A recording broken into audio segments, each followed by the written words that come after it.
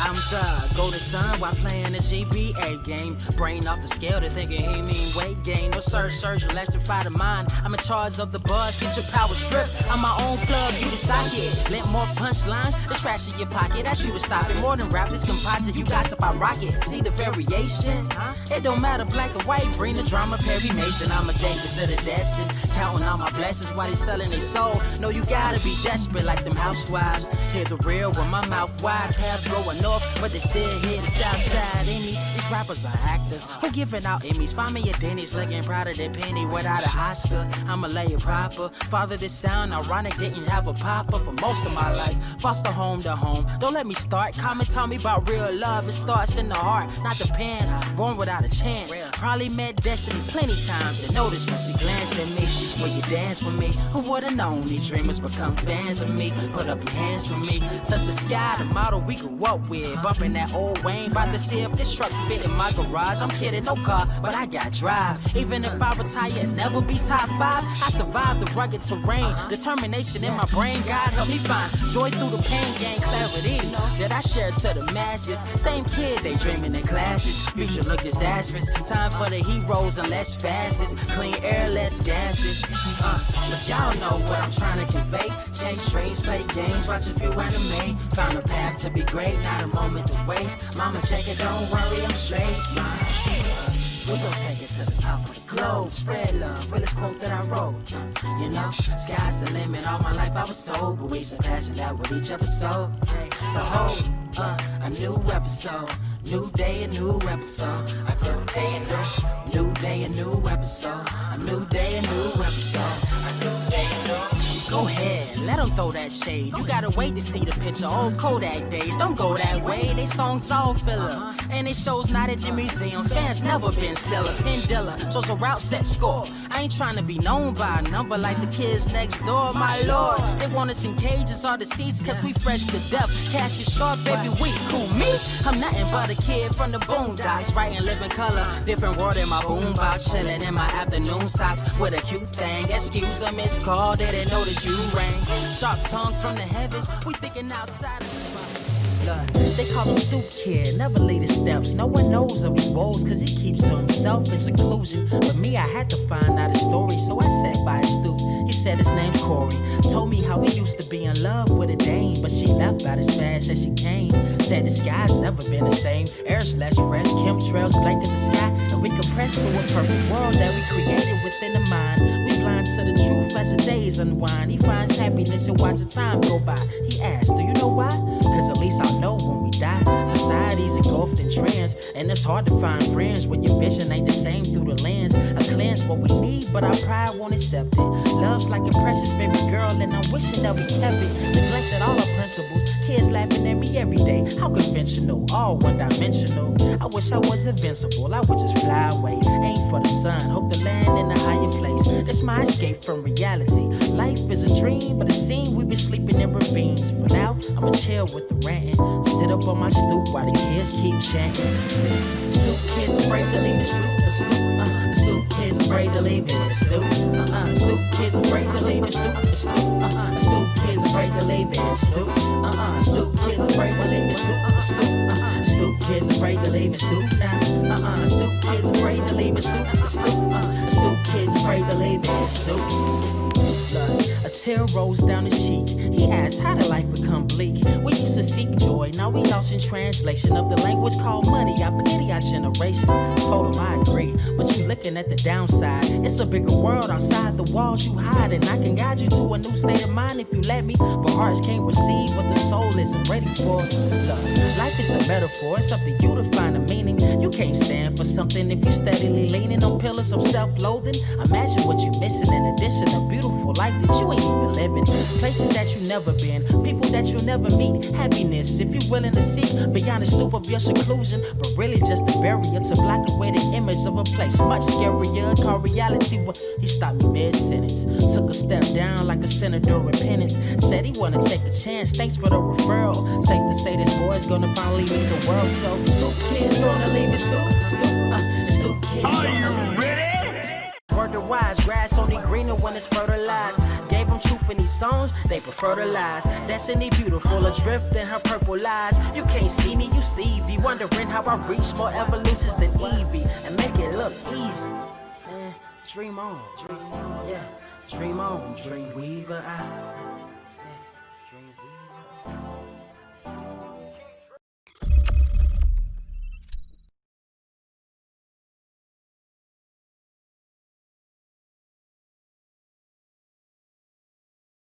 Hold up. Sorry about that. Let's try that one more time.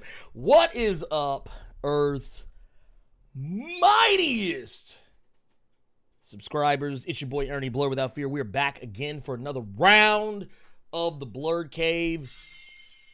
Good Lord, and my phone is going off because why would my wife be texting me when she knows good and hell well the cave is going down? What is up? Anyway, real quick, before we get into any shenanigans, I want to thank, because we got new patrons, I want to thank new patrons, because I think we missed, I think some popped up, I think a little bit after we did the cave, or maybe a little bit before, and I just didn't see it, but we've got Herbie Proctor, Johnny Brown, Rosalind, Kia Richards coming through as patrons. Thank you so much for your patronage. Also, here, let's see here. Also, because we got some other, we got business to talk about. I will say, today, we will not have, at least as far as I'm aware, I don't think Carter will be joining us today. I have not heard from Carter. I think he may be past smooth the fuck out. If I had to take a wild stab at it. But here, let me, what's this? That has nothing to do with me. Okay, cool. But yeah, anyway.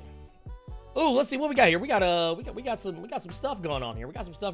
Hold on, let me pull up some stuff here real quick, cuz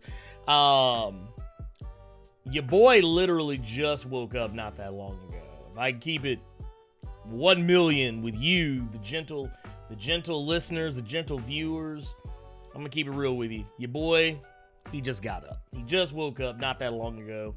So he is not of sound mind and body. Oh, but that's okay though, because I rarely am, if ever. So it's gonna be all right. It's gonna be all right. Let's see here. We're gonna. Here, can we? Here, let me show this as a tab, because I wanna share this with le people. Reload that bad boy, because I want to be able to show these highlights that we got. I want to be able to show these highlights we got up in here. Here, let's see what we got. I'm gonna bring that down just a little taste, let's see here. Where's my chat highlight? There we go. Bam. All right. Now we can actually, like, do some shit. And this is actually not even supposed to be over there. It's supposed to be over here. No, go back. There. Lord help us all. Dude, we're just on the struggle bus today, man. We're on the struggle bus. I apologize, but that just is what it is. Let's see here. Let's go and take a look real quick at these super chats that we got in here. We got a $2 super chat from Victor Creed. $2 super chat says, I love this channel. Man, I love you back. The channel loves you back. SFC Cape Killer with the $2 super chat says, second that Victor. Man, y'all are just great. Y'all are just fantastic. Thank you so much for being amazing and awesome and all that good stuff. Thank you for those super chats, by the way. We got a jam-packed show, even though it's not a whole heap of a lot going on. We got a jam-packed show. Real quick, I do also want to take a quick gander. Let me take a quick gander in the chat. And for those who are curious, to Carter's credit, he works night shift. So a lot of times when y'all see Carter on the show, he literally hasn't that long come home from work. So I want to make sure I preface that he's not just like he's not just like out in the wild. And sometimes he actually may still be at work. That's the sad part. He goes to work like he was literally went to work the night before. So just throwing that out there.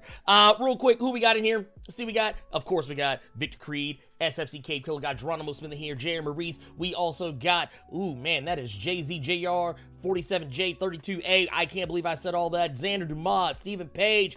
Let's see, Hari Kieran. We got Denzel Cunningham, Jarrell Boza, Antonio Logan, Downtown Clowny Brown, Warren Register, Absolute Venom. Got to go get him. Rekai Bujin, the Ninja Genko. Oh my God, we've got my peoples in here. We got my peoples in here. What's good? Ebony Avenger Stevenson, what's going on? R. Callie in the building. Enigma 9x9, Grayson Red, Monumental Comics, what's going on? What's poppin'? Woo! Okay, all right. I got those out. I feel energized now. I feel energized. Get a taste of some of that Arnold Palmer. All right, let's go. Let's see here. So let's jump into, man, we got stories, man. We got stories today. We got stories. Let's see here. First and foremost, actually here, let me take care of this real quick, because since I know that we will not, let's see here. Since I know we will not be having, since I know we won't be having Carter with us, let me change some stuff up real quick while it's fresh inlay head. There we go. All right. Here, let's take a look at some of this right here real quick. Here, let's get out of that. Okay. I think we can finally do business.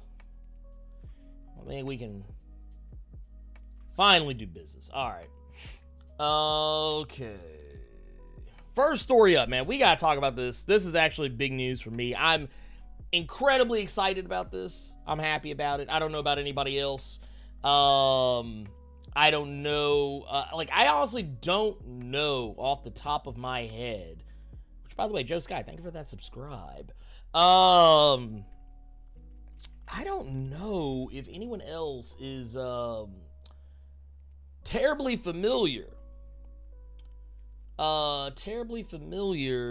with this actress, because God knows I was not, because she is a newcomer to the scene, never been in any Hollywood production before a day in her life.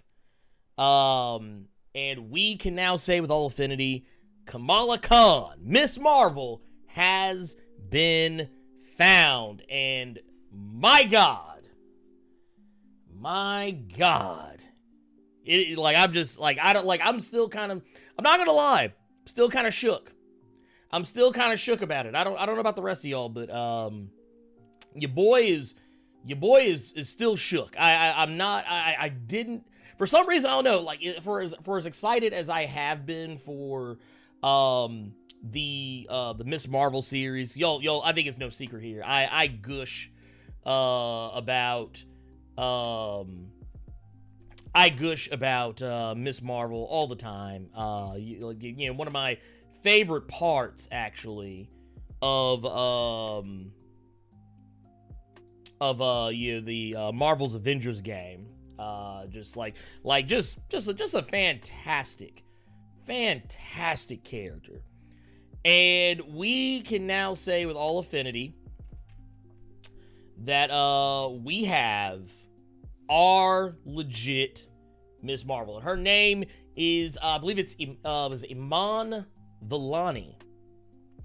Like I said, newcomer to the scene.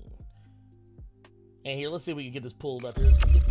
Story. No, not being. We can't get a story.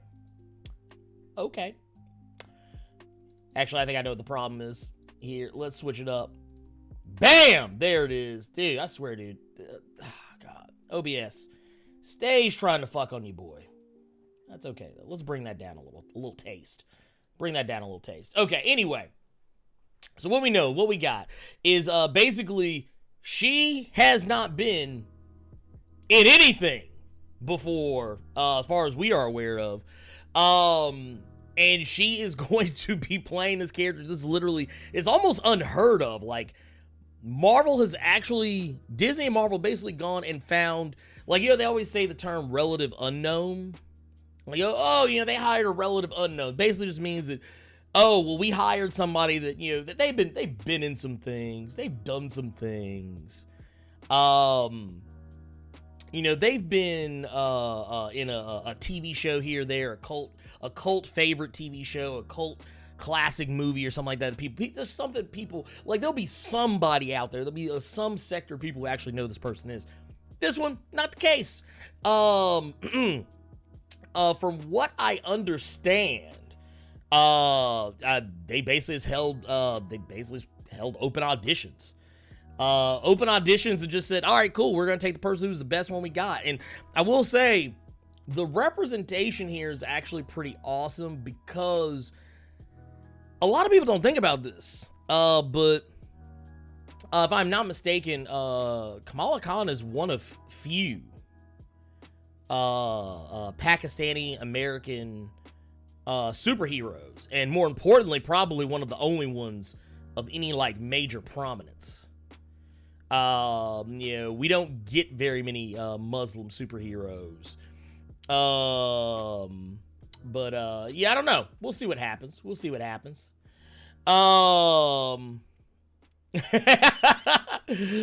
here. Hey, what's up, Jermaine Noel, Stephen Page? Absolute. Hey, fresh off the streets.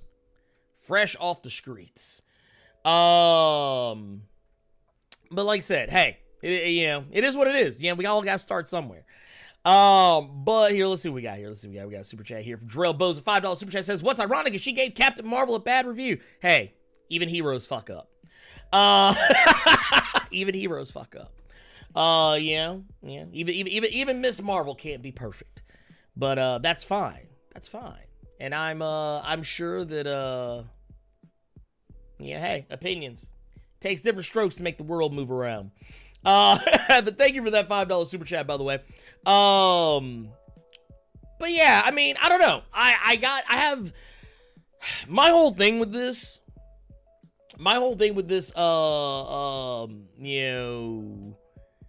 This whole casting scenario, this whole casting situation is the fact that I'm just glad. Like, I don't think there was ever any concern. I never thought that. They would, whitewash the character of Kamala Khan. The character, for one, A, the character is too important. B, the character stock has never been higher than it is right now, especially in the wake of so many people becoming more aware of her as a character, thanks to Marvel's Avengers game. There is, excuse me. Wow. Let's get another sip. Ooh, got ice in that one. But yeah, I think that you can't mess this up. You can't fuck this up. I mean, you can, but you shouldn't. You shouldn't try. You shouldn't go out of your way to mess this up. And I think the more they lean into Kamala Khan's roots as a character, the things that define Kamala Khan as a character, I don't think they should shy away from it. I think they should lean into, actually, because there's one thing I will say, in Marvel's Avengers, I was actually surprised how much they did play into Kamala Khan's religious beliefs, her heritage, her culture, all of that. They didn't really shy away from it. In fact, I would dare say they probably could have leaned into it a little bit more, but I mean, it's a video game, so you don't want to get too heavy-handed with it, but it was one of those situations where I was like, oh wow, they actually took the time to explain like why she wears the costume she wears, her arm bracelet, everything. They actually took the time to do that, and I was very impressed. And that's the kind of representation I think if you're doing this as a Disney Plus series, this you absolutely positively need in the show. Let's see here. My guy, Absolute Venom, gots to go get him. Coming in with a $4.99 super chat says, can we please get a praise break for Kamala Khan? Yes, thank you. Please, god damn, can we get one? Because I'm gonna tell you right now, man, this is God. At this point, I don't like the character stock can only keep going up. The character stock can only keep rising as we go along. And I'm here for it. I'm absolutely positively here for it, man. Thank you for that super chat, by the way, my guy. Thank you. Also, I want to put some extra respect on Absolute Venom's name, because this man came over to the Twitch chat the other day, came through, dropped 15 gifted subs on you, boy. Man, dude just out here, man. I swear. Absolute Venom for president. I ain't trying to put you on the spot, but we might need some help here in 2020. But no, let's see here. Let's see what the chat is in here saying. So we got a little more time today than usual. Let's see. Okay, I will go ahead and say, let's save the questions that are unrelated to what we are talking about at current. Let's save those towards the end of the show, because I'm not going to remember that question. Whoever was asked, was it Eric? Let's save the Tennosaurus stuff. Let's save it towards the end when we actually do questions. We'll let's save that one a little bit. Let's see here. Let's see. Let's see. Oh God. Let's see. Was it call me racist? That girl does not look like Pakistani. Huh?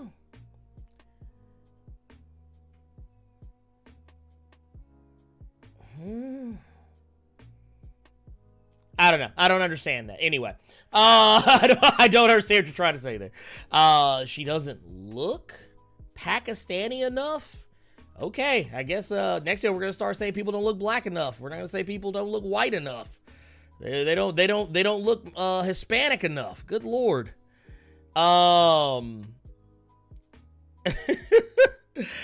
don't know. I don't even know how to address that. Okay, anyway.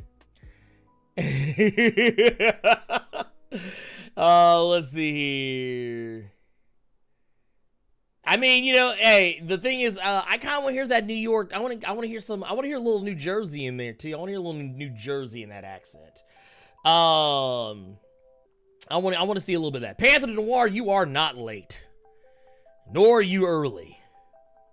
A wizard arrives precisely when he means to. But I mean, let's be fair. Okay. Let's see, what do we got here? Let's see. Oh, here we go. Let me see. We got one here. We got us another super chat in here. The Ninja Genko says, I'm worried about is, okay. The only thing I am worried about is if the actor is from New York. No, I don't believe they are. I do not believe they are from New York. I don't even really think that matters. Yeah, sorry. It just is what it is. You would be amazed where some actors are from that play roles that you would not even imagine. Hell, over half the principal cast of The Walking Dead was from, like, Europe. Yet they all were from Georgia. Anyway, thank you for that $2 super chat, though. Much appreciated. Exactly. And I agree with Tubes the one there. I mean, you can't, like... I'm not gonna lie, it's a controversial statement, but it's kind of like how people, like, I've talked about this before. People clowned Alexandra Shipp for playing Storm. Now, granted, a lot of people's main gripe was that she wasn't African. But at the same time, where was that African energy when people were talking about Halle Berry as Storm? And they try to say, oh, well, she's mixed, that's why. And it's like, well, so is Halle Berry. You just picked one that you liked better. And you decided that that one was okay. That one can pass the shade test. The other one can't. Like, yeah, like when you start getting into the granularness of it, like at that point, it's like you got to keep the same energy. You can't be sitting here praising Halle Berry for doing the same thing that you're mad at Alexandra Shipp for. Not to mention, people take jobs. They have to work. Let's see here. Let's see. Produce Justice was with a $5 super chat. Says European beauty standards picking folk have more European features. Well, I mean that's nothing. I mean that's nothing new. That's Hollywood. Hollywood's kind of always been that way. Hollywood has always been that way. And to be fair, that girl does not have very many European features. She got a thick nose. she has a nose that rivals most black people. Let's get it. Let's set the record straight here. Let's get it. Let's not get it twisted here.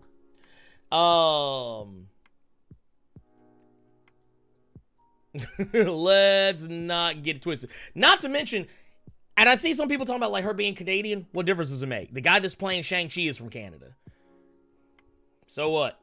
I mean, yeah, you could get a Chinese-born actor, but at the same time, that actor and this actress being born in Canada doesn't make them any less what they are, because her parents are immigrants from Pakistan. So she is Pakistan, and let's be clear here. Let's be clear here.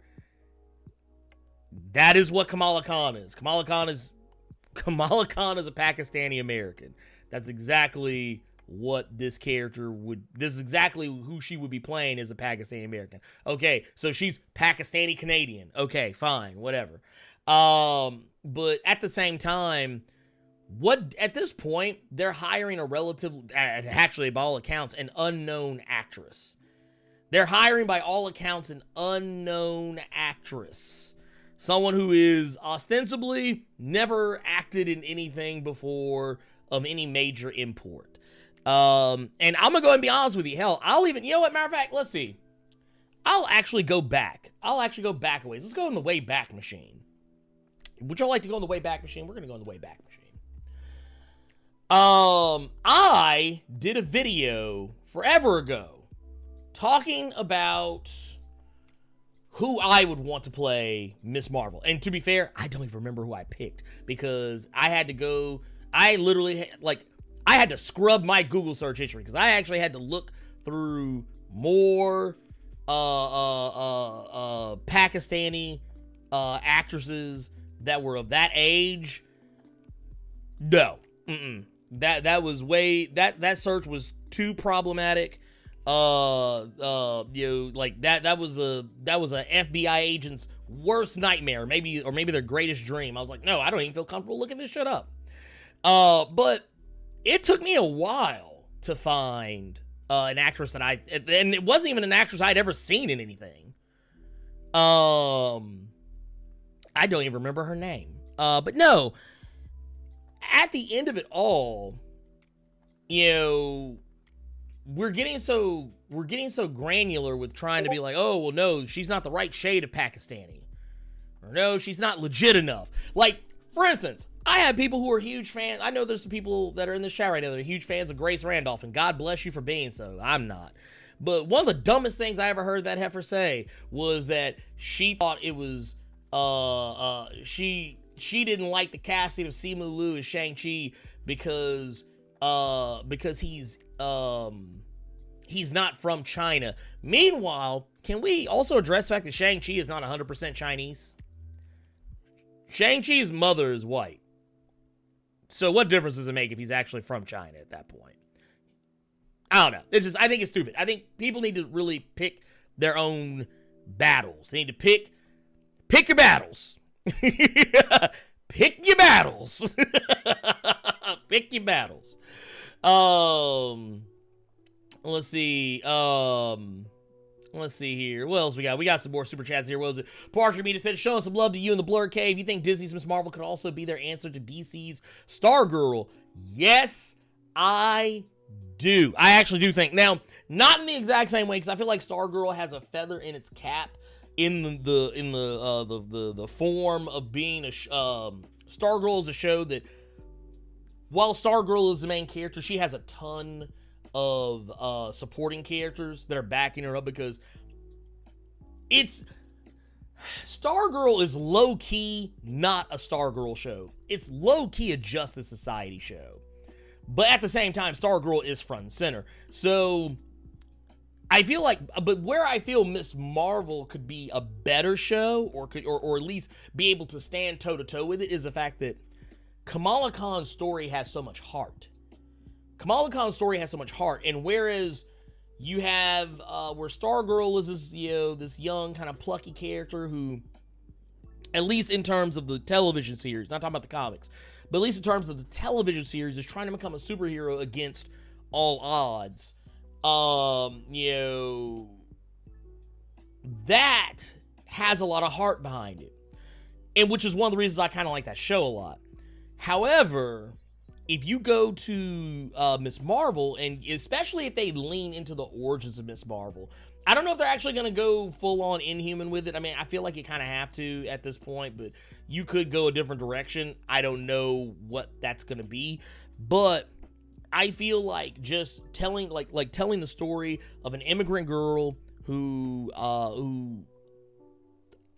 doesn't even really mean to become a superhero, becomes a superhero by happenstance, and I think that I think it could be a really awesome and amazing thing, to tell that story, to kind of give that, kind of lend some credence to that, and tell a story that is probably really needed right now, especially considering that you need to have more stories like this being front and center. The man, Portrait Media, thank you for that $5 super chat, brother. Thank you. Terrell Bose with the $5 super chat says, we just need Sam Alexander, and we have the three main members of the Champions. Though, if you notice, Rich has been in a lot of cosmic books lately. Yes. As a matter of fact, we technically have seen teases of Nova already. Not just in terms of the Guardians of the Galaxy Volume 1, but also in terms of the Spider-Man Far From Home. We saw there was a novel that Peter was looking at on his, I think it was on his phone or his computer, and it was Dr. Selvig, and the font was Nova's font. I think the book may have even been called Nova. I don't remember exactly. However, the thing that I do want to point out here is that I believe the Russos even said they had originally shot a scene that was the fall of Xandar for Infinity War. They just didn't use it, or it was written and they just threw it out because they felt it would be too redundant seeing Xandar get destroyed twice in the MCU up to that point, and they felt it wouldn't have been as impactful, which I guess kind of makes sense, whatever, but who cares. Not like New York doesn't get blown up on every other weekend in the Marvel Comics universe. But the thing that I think was there is they said that actually would have kind of given a little bit of a nod and an Easter egg towards Nova as well. So who knows? They've been trying to get Nova in there. Nova is one of the most sought after characters they've been trying to get in there. And not only that, I think you'll probably likely see Viv Vision before too long.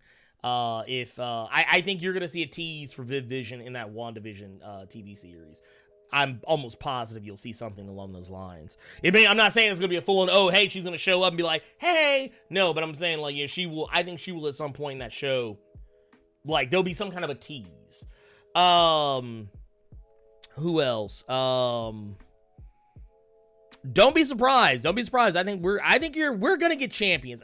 I think what's gonna wind up happening, it'll be some weird amalgam. Like there'll be some weird amalgam of Young Avengers and champions. Because I don't think they'll have two teenage or like young, like youth superhero teams going at once. They'll probably pair them into like one. We'll see what happens there though.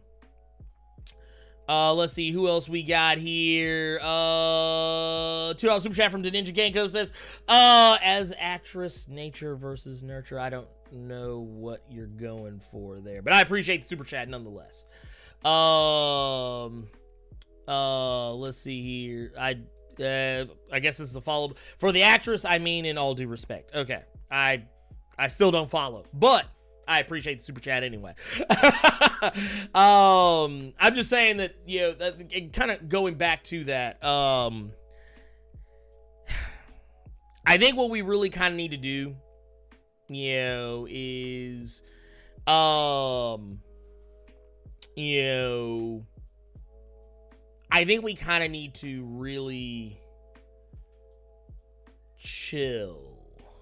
I think we kind of really need to chill on some of the like don't get me wrong, I'm all for being against colorism, but I mean, you also kind of have to take a step back and realize that not every race is full of dark-skinned people, full of light-skinned people, full of medium-toned people. Yeah, you have to go back and kind of think about that. It's kind of like, there's a YouTube channel that I follow, and I don't think the channel goes by this name anymore, but it's an Indian woman who runs it. And one day she was talking about colorism, and she was talking about how, depending on what time of year it is, and this is, you know, she's a native-born Indian woman, but she said, and I believe she lives in the States now, but she said that depending on what time of the year it is, her skin tone can go from being as light as, let's go back. Can we go, let's go back here. Okay, she says her skin tone can go from being as light as this right here. Yeah, she said her skin tone can fluctuate from being as light as this to being almost dark enough that people might confuse her for being black. Just depends on what time of the fucking year it is. And that's the thing I think a lot of people don't think about when they think about colorism and like the things we don't take into consideration. Also take into consideration photography, lighting. Do you guys know that if I turn that light up any higher, that light or that light, my ass will look light bright and 2 shades from white? And I am nowhere near that. I am a dark-skinned brother. Like, these lights actually make me look lighter than I actually am. So, I mean, these are just things you kind of have to think about. Like, I think people need to get your trigger fingers are too itchy. We got to calm down. How are we ever going to survive? Unless we get a little crazy. And we still got some more super chats here. I'm gonna try and get through the rest. I'm gonna try and skim through these a little bit quicker because that's been a little more time than I actually meant to. But my email to comics with the $10 super chat says, to be honest with you, if there wasn't such friction between Hindustan, India, and Pakistan, I would have told them to get someone from Bollywood, a little push pull look-alike. Oh God. Yeah, no, we don't want to start no international incidents. We do not want any international incidents. No, please no. But I totally get where you're coming from, though. Thank you for that $10 super chat, by the way. Hey, yeah, no, you're not wrong. It's right now, and here's what I want. Okay, here's what I want everybody to understand. Here's what I want everybody to understand. What I mean here. People act like there's a finite well of representation that we have to drink from. And that's not the case. Now, is the amount of representation that we're seeing, is that finite? Yes, that is finite. But the well that we draw it from is not. There's representation out there enough for everybody. It's not no, give me mine first, or no, you can't have yours, I gotta have mine. No, we can all think of the well of representation as a massive lake. We can all go to that lake and drink from it. We can all go to that river and drink from it. There's plenty of room for all of us to drop to bended knee and cup our hands, put it in the water, shake it a little bit, and get a sip. However, I think we are just not seeing that. And granted, once again, I will fully admit, representation in Hollywood in and of itself, yes, very finite, but it is changing. Contrary to popular belief, it may not be changing as fast as we want it to, and honestly, nothing changes overnight, and anything that does is doomed to fail. It is doomed to failure. Because the thing is, you're kind of damned if you do, you're damned if you don't. If we just say, you know what, tear the whole structure down, start it over tomorrow, what would happen is you would get blowback from that. And the blowback would be something that probably some companies can't survive. Some tried. Like the thing, like, it's kind of funny. The thing that people are asking for is the same thing that Marvel actually did a few years ago, and they got lambasted for it. Like, everybody's like, no, I want my representation. I want my representation. Don't get me wrong. I am a champion for representation. Y'all know this about me. However, you can't just go forcing that shit overnight. You can't go forcing that shit overnight. Doesn't work that way. Because you're going to have people that are going to get pissed off. And it might even be the people, and I'm not even saying it's the people who are against it. There will be people who are on the same side as those people who are getting the representation who get pissed about it. And I hear it all the time in my comments. I see it all the time in my comments. I see it in the chat right now. You aren't going to be able to please everybody. That's just a fact. And if you try to please everybody, you wind up pleasing no one. And that's kind of a problem. Right. Let's see here. Tech Spec Studios coming through with the $5 super chat, says God of Thunder Thor versus Stormfront. Who wins? God of Thunder Thor every time. Don't get me wrong. I love Stormfront as a character, as a foil or whatever. I mean, it's no secret. I mean, she's a bad person. But you know, she's powerful, but no, God no. Heck, Homelander would have would stand a better chance, and that's just sad to say. But thank you for that $5 super chat. Victor Cream with the $2 super chat says, "Damn, let's see a trailer first, folks." We're like, thank you, Jesus Christ. That's what I'm talking about. That's what I'm talking about. People get hype, man. I'm not gonna lie. I get it. I totally understand. People get hype. I totally get it. I totally get it. However, please, let's wait for a trailer. Says Xander Bob with the $5 super chat, says these Disney Plus characters are supposed to cross over to MCU films. I think she has crossover appeal. Sure, she'll meet Captain Marvel. Of course. And matter of fact, it has even been posited she will be in Captain Marvel 2, as would likely be Tiana Paris's rendition of Monica Rambeau. Don't be surprised, because if I'm not mistaken, the filming dates for Miss Marvel, are actually there's some overlap. And if I'm not mistaken, they'll probably be filming in a lot of the same areas. So don't be surprised. Don't be surprised if you see that shit. Just throwing that out there.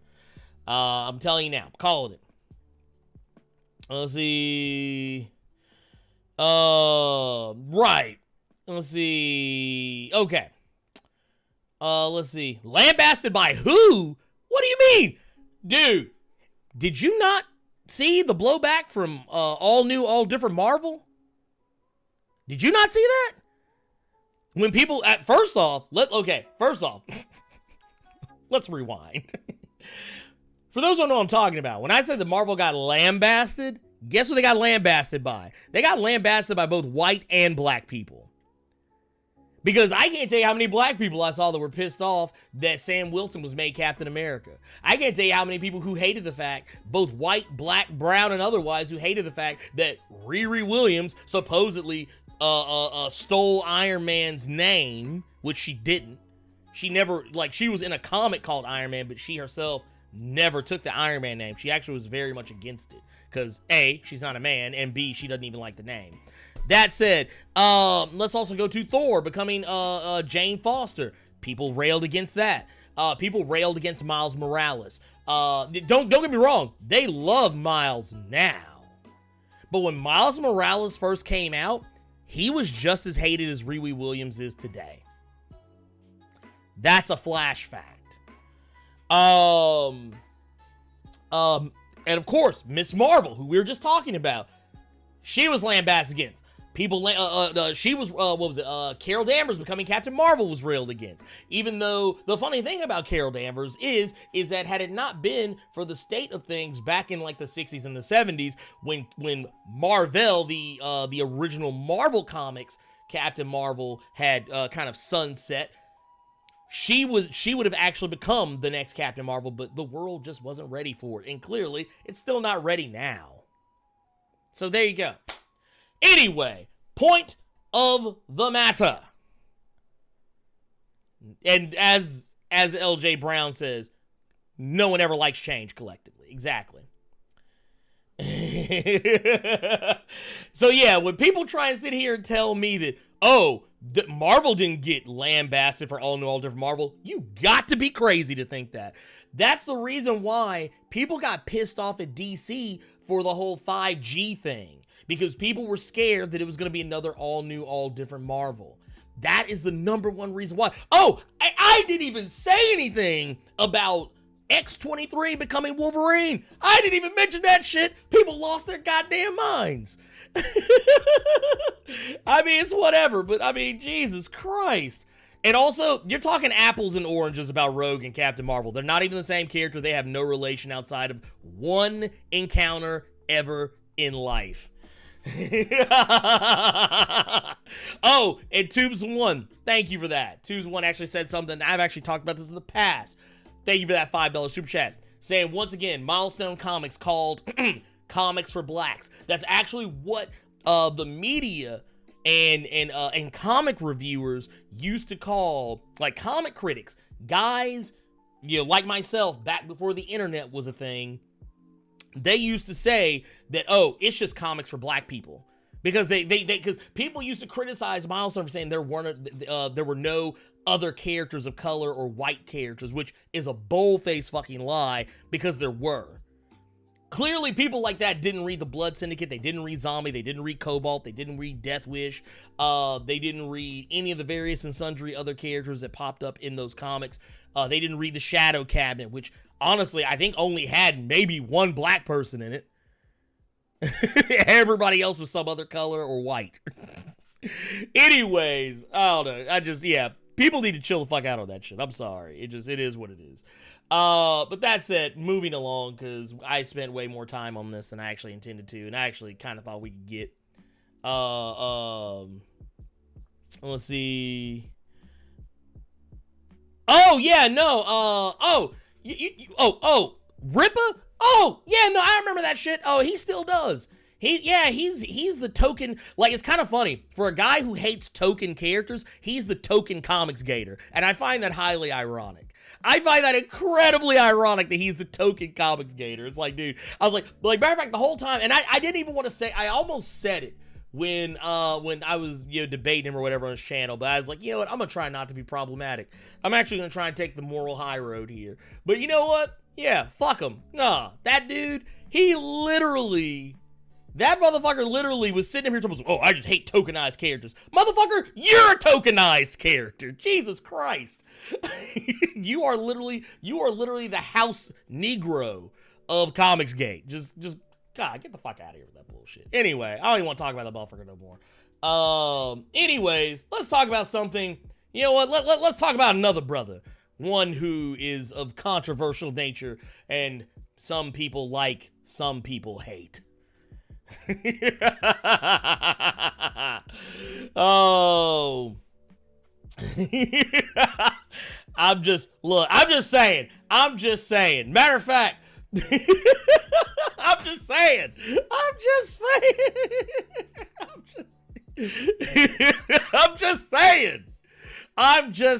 Am I wrong? Am I wrong? Someone please tell me if I'm wrong. Please.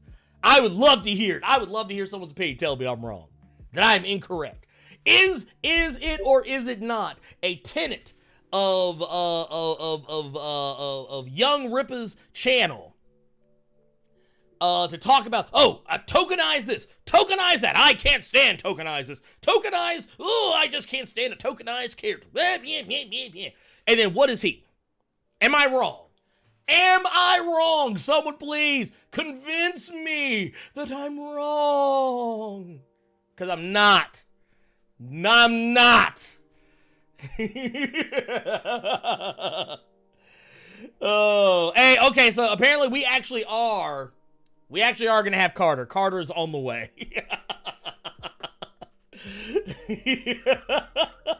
Carter will be jumping in just a moment. I'll go ahead and get him queued up. But before we do, I want to address some of the we got another super chat in here. Let's see what's going on. Grace of Red coming through the 199 super chat says, "Stay positive, forget the trolls, love you, bro." Thank you for that. Yeah, I don't even think. Yeah, honestly, until someone brings up Young Rippa, I don't even think about his ass. Like I hid his channel. I actually hid his channel from me on YouTube, so I don't ever have to look at it again. Because, like, it's one of those things, like, when you've got haters, and I want to point something out. So, Young Rippa tried to convince me way back when all that was going on that he wanted to debate me. He wanted to debate me because he was offended that he was offended that I didn't like him. He was offended that I didn't like him, and he got offended that I called him a hate monger, which is what he is. And he kept trying to claim that I was angry. And this is what people, and I'm going to tell you right now, that's why when people tell me they're libertarian, I get really concerned, because I'm like, you're just diet Republican. And that might actually be more dangerous. But libertarians and Republicans use the same debate tactics as each other. So if you ever, and I challenge you to do this, go and watch any prominent libertarian or Republican pundit. Watch how they talk to people when they're debating them. They get really angry. They get really loud. They start talking really fast. And they start repeating the same thing over and over and over. Now, because libertarians are diet Republicans, they don't necessarily always talk fast. They usually talk a little slower. However, and they usually don't talk as angrily, but they repeat themselves a lot, because it's one of those situations where if you repeat yourself enough times, if someone hears you repeat something enough times, they will believe it. They'll be like, oh, well, he's talking so passionately about it. He keeps saying it over and over again. It must be true. Because that's how people think, and they don't do their own investigative reporting on it. Now, here, I guess, you know what? I should probably respond. Here, let's see.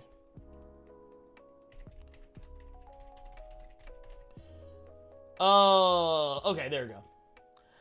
But yeah, no, I mean, that's what it is. And that's the thing. It becomes less a debate and more an argument. And that's why, like, halfway, not even halfway, maybe a third of the way through the video with Young Rippa, I was just like, I don't give a fuck no more. You can say whatever I was like, do whatever it is you're gonna do, man. I don't give a fuck. Because that's kind of my way of dealing with bullshit. I'm just like, after a while, I'm just kind of like, I don't give a shit. Fuck. I'm just gonna sit back here and chill, man. You go ahead and talk about yourself. Like, he talked more about himself than he did anything else. Anyway, let's see.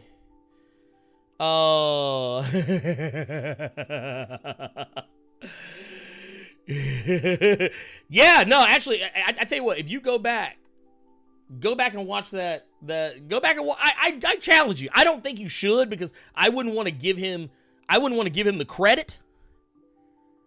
But if you go back and watch that video, you'll see. And here's my thing. And then he sat up here and tried to lie and say that his chat was not being disrespectful.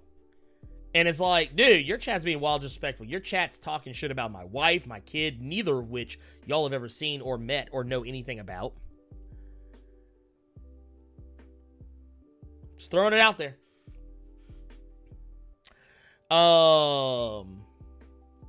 Yeah, like I said, it's awful. It's awful. But anyways. Yeah, no,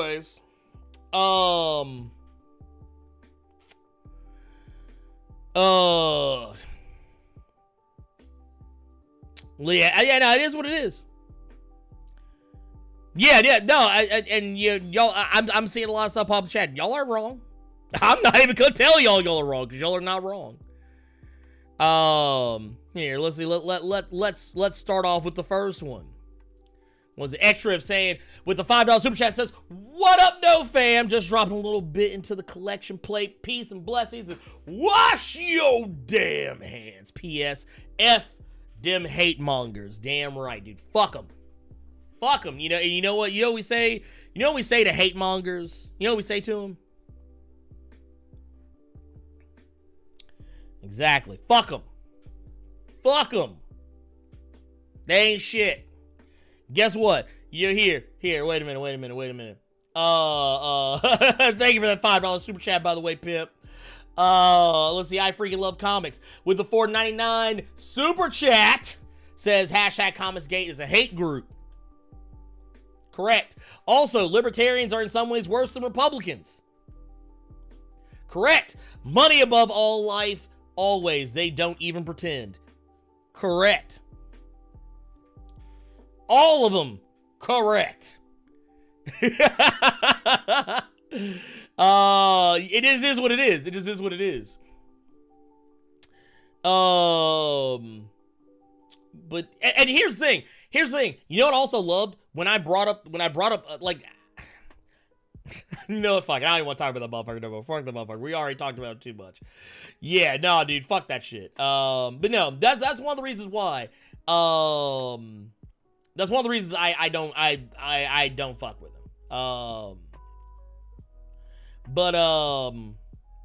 And yes, they are. Yeah, libertarians are just Republicans that want to smoke weed and are racist. Correct. And then here we got another one. $2 super chat says hit him with the peace sign 2 times. Adios. Hey, you know what? I got a little something just for that here. You know what? Here, wait a minute.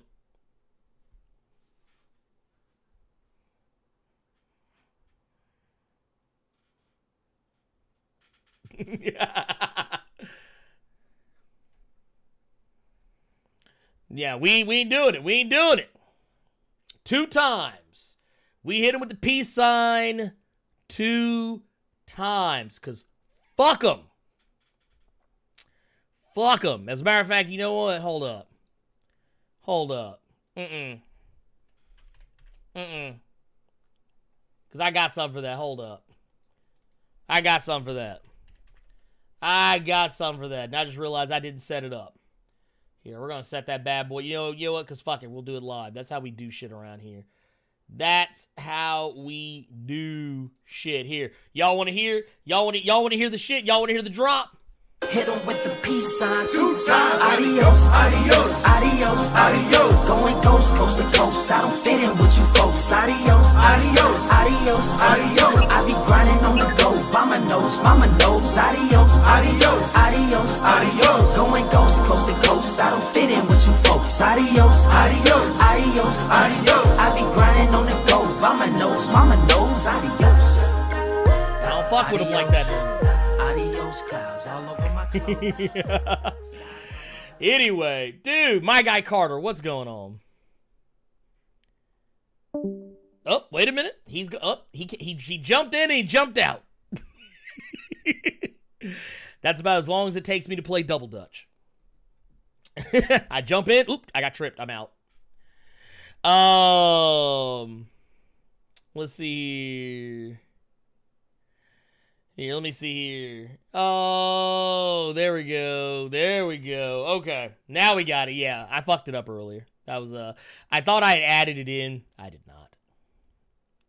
Here we're gonna put it at. Here we're gonna put that at like a -6 decibels. There we go. -6 decibels. That's perfect. I'm not a sound engineer, but I know things. What's going on, Carter? Can you hear me all right? Yeah, I can hear you. Can you hear me? Oh Lord. Oh shit! Hold on. Wait a minute. Wait, Carter. Before you do anything. See. Here, wait a minute. Let me. Discord's doing the bullshit again. He's doing the bull. Oh shit! Yeah. Dude. Yeah, because I'm gonna say I can hear you. Oh shit! He may have to restart his computer.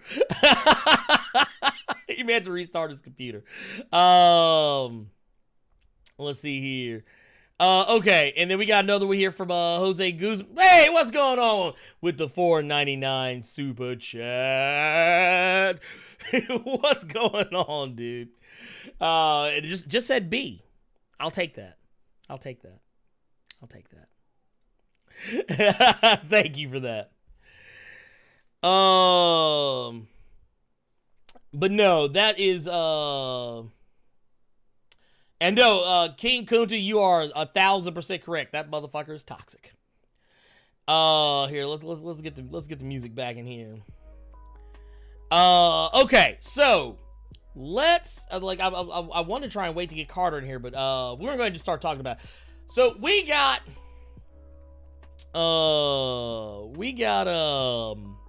some news this week that a certain character is going to be coming to the next Spider-Man sequel. And it's a character we've already seen before. Not only is it a character we've already seen before, excuse me, went down the wrong pipe. Not only is it a character we've seen before, but it is a character who also the actor we've already seen before. And that is, God, I don't want to do this because it's so cheesy. What was it? Don't you know I'm Electro? That's right, Jaime Foxx. Jaime Foxx is going to be coming back. He's going to be joining the Marvel Cinematic Universe, coming back as Electro. Now, funny thing about this is that not only will he be coming back, okay, so if somehow you've been living under a rock, you didn't know that Jaime Foxx played Electro in Amazing Spider-Man 2. Yeah, he is basically going to be coming back as this character, though he's already come out and emphatically said one of the things that is actually going to be different about his character this time is that he will not be blue. Which I find very interesting because basically this version of Electro was closer to the Ultimate Marvel Universe version of Electro, less so the one that we know from the Earth 616 comics, the main timeline. So yeah, it's gonna be interesting. This brings up some interesting implications because we also got J.K. Simmons, who plays J. Jonah Jameson from the Sam Raimi era Spider-Man movies. He is now in the MCU as of Spider-Man Far From Home, and we also know that the character, the Vulture from Spider-Man Homecoming, you're gonna be in Morbius, which kind of technically makes Morbius a part of the MCU. And then now we're bringing in a character from Amazing Spider-Man 2. Hey, Carter, you back? Oh, you can hear me this time. What? Hey, we got Carter, y'all. Wait, hold on, I got to play it now. Hold up.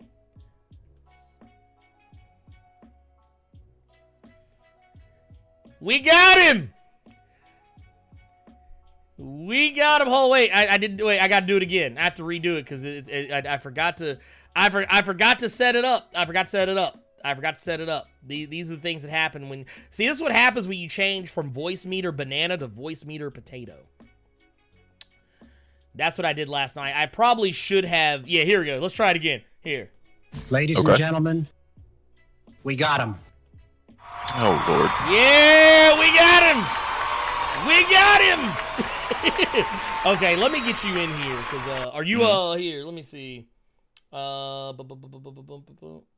Here. Do we want to go with are you coming back? Are you fresh from the Leaf Village? Or not the Leaf Village. You were from the Hidden Cloud.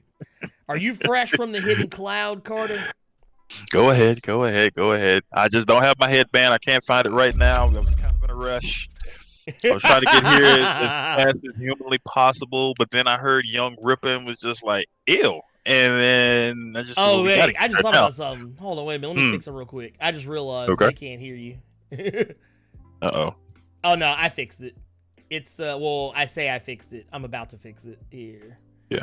Here we go. Okay, there you are. You should be hearable now. Audible. Yeah. I mean, maybe. I don't know. Let's see. What do I have you set to? This one actually might be my fault this time. Hold up. Output device. There we go. Now they should be able to hear you. Yeah. There you go. We got him. Sorry, ladies and gentlemen, we got him. Actually, now I have to do it again now. Hold on. I have to do it again now. Hold up. Ladies and gentlemen, we got him. For real this time. Yeah. We got him now. We got him. I swear. Okay, so yeah, first time was his fault. This time was my fault.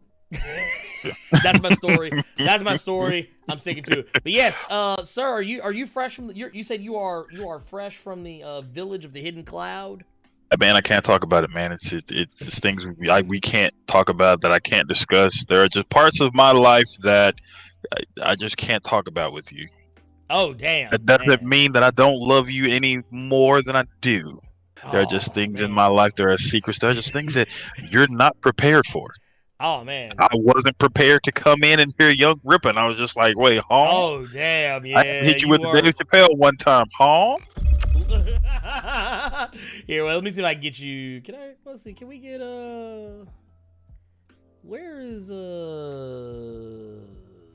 did you, hey, your picture's gone. Uh-oh. Oh, you know hated it that much. No. Actually, no, I know where it is. I moved it. I know what happened. I moved your picture. Boom! There he is. He's back, y'all. Damn, I was just a red background for a second. I was absolute carnage for a second right next to you, huh? That's what we doing? Look. That's what we doing? Wait. Absolute carnage? Are you trying to tell me that there will be carnage? Hey. All right. And here, let me make sure I got this on this side too, because I don't want no bullshit. Here, add existing there. Okay, cool. All right. So, oh god, let's see. Okay, now, yeah, we were talking about Jaime Foxx. Yes, you were. Jaime Foxx. Well, we were talking about Young Ripper, but fuck that motherfucker. Yeah. There you go. I'm gonna sip this Arnold Palmer. That's what I'm doing. Anyway. Oh, hey. I'm not even gonna try and pronounce that name. I'm just gonna call you Olu, and thank you for subscribing. There's no way I'm gonna make that happen. By the way, Carter, do you know you are more light-skinned than the woman playing Miss Marvel? Did you know that? Leave me alone, man. Stay out of my life, man. Are you sure that you're from the hidden cloud? If that's what we want to call Memphis, then by all means. I think those clouds are chemical clouds, but we're not going to discuss that. Oh, Lord. I'm sorry, y'all. Okay, anyway. But no, so thoughts. What are your thoughts on this? Jamie Foxx. Jamie Foxx coming back. He of Django. Yeah. He of Ray. Is in Charles. Wait, wrong Charles. I'm gonna make it do what it do, baby. Yeah. What was his name on the Jamie Foxx show? It was Jamie. No. He played the female character. Was it like LaWanda or something like that, or oh, from like In Living Color? Yeah, from In Living Color. I don't know. Oh my god! You went back a ways for that one. Yeah, I reached. You making me pull in the age bag for that one. I can't do that. I have an image to maintain. That picture that's right next to your face makes me seem insanely young. I can't go that far back. I've been told it was just Wanda. I thought it was like Lil Wanda, but yeah, it was just Wanda. I don't know why I added the "la" to it. I'm sorry. I'm a terrible person. Yeah. I'm a terrible person. I'm sorry. I'm sorry, y'all. I apologize. I try to be better. I try to be a good person. Lies. By the way, yeah. So what do you think about this? What's your take? What is Carter's take on this? It's funny to me when I heard this news. The first thing that popped into my head was more so, okay, are they trying to go back and get people from the movies that didn't do so well to show, like, with us being Marvel, we can do what you all should have did, or we can do what you all did, but better. I mean, it can't be any. It can't be any worse than what we got in the Amazing Spider-Man 2. I don't think that we'll see Jaime Foxx get electricity powers and it fix his gap teeth in this new movie with Tom Holland. I don't think that will happen. No. So is it me or is it Sony for putting that shit in the movie? Let's be honest here. That is true. Okay, first off, put that shit in there. Okay, first off, can we just point out the fact that all Electro was the Riddler from Batman Forever? Can we just point that out? Can we? You know what? I would agree with that. I would agree with that. It's just he was the same character. Like he was obsessed with Spider-Man, and essentially was like, I don't think did he get fired in that movie, or did he just like he was just a mistreated employee. Yeah, he was basically Michelle Pfeiffer from Batman Returns. Yeah, so here's what Sony did. They said, hey, you know what we should do? Let's copy Catwoman's origin from Batman Returns, let's copy the Riddler's origin from Batman Forever, but you know what? We don't want it to be too obvious, so change it up. Go ahead and mix in Selena Kyle's origin from Batman Returns, just so it's not too obvious. But that's basically what they did. Yeah. I mean, it seems like what they were. When you first see Jaime Foxx's character on the screen, you think you have an idea of what's going to happen, and then they completely they do a 180, but it was gross and it was weird and it was very, very stupid. But I don't think from the stories that I've read so far, that's saying that Marvel is going to have a lot more of their hands in this particular Spider-Man film than the last ones.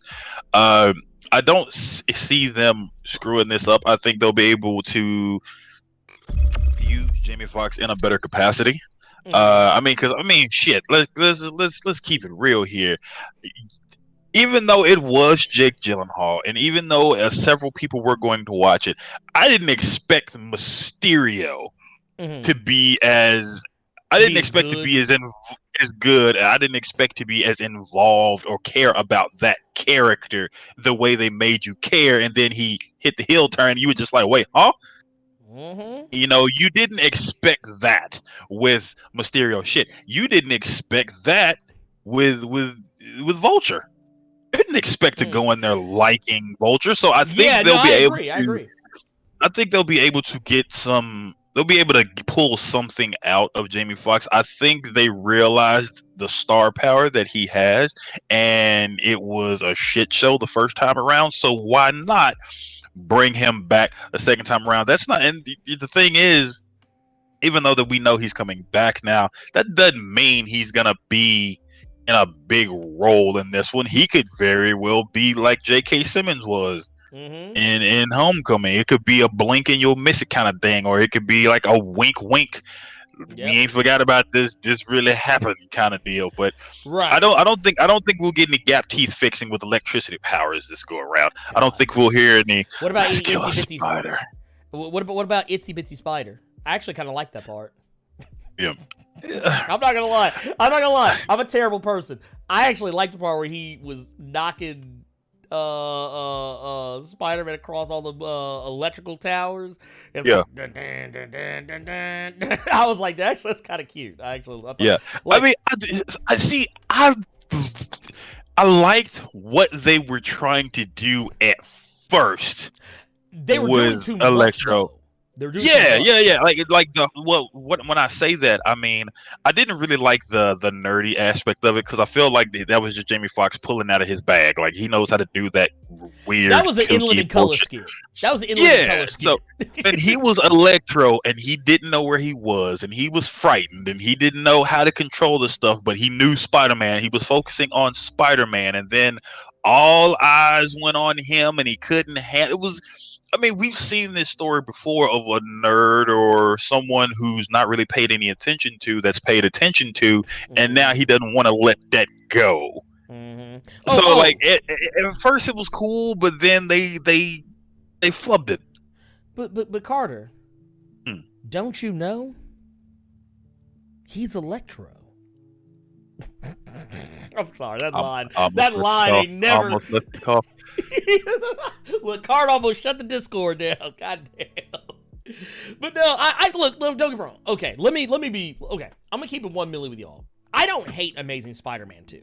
I don't hate that movie. It's not. I don't think it's a bad movie. I don't think it's a good movie either.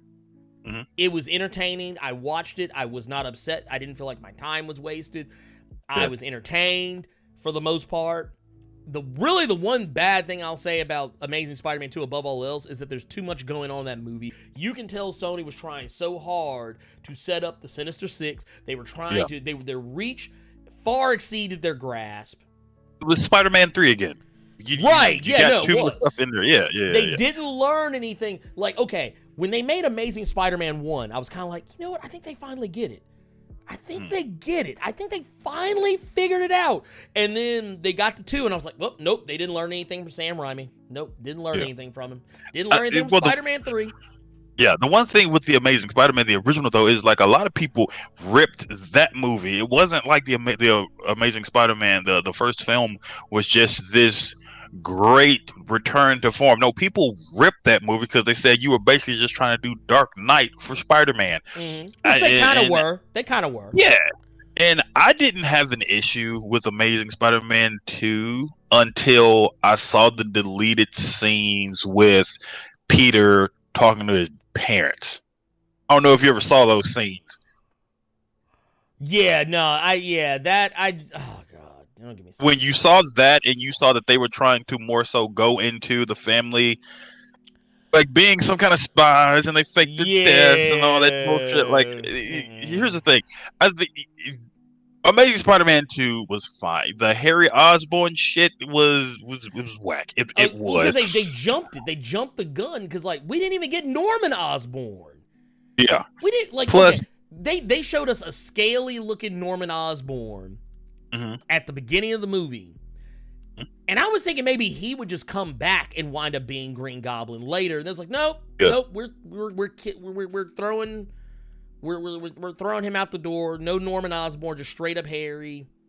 Yeah, I mean that movie wasn't gonna. The thing that people, and I agree with this, in a little bit, because I think Andrew Garfield could have been a great Peter Parker if they let him be Peter Parker. In those films, he wasn't Peter Parker. He was a pretty white man. He was a British man playing a pretty white man. He was literally he was the character he played in The Social Network without the expensive clothes. He was just this handsome dude everybody wanted to be like. He looked like he was the popular kid that was Spider-Man, not a Parker Luck Spider-Man. You know what he was? He was like, okay, I kind of looked at him a little differently. I looked at him as though he was the modern take, like okay, Peter Parker's supposed to be a nerd.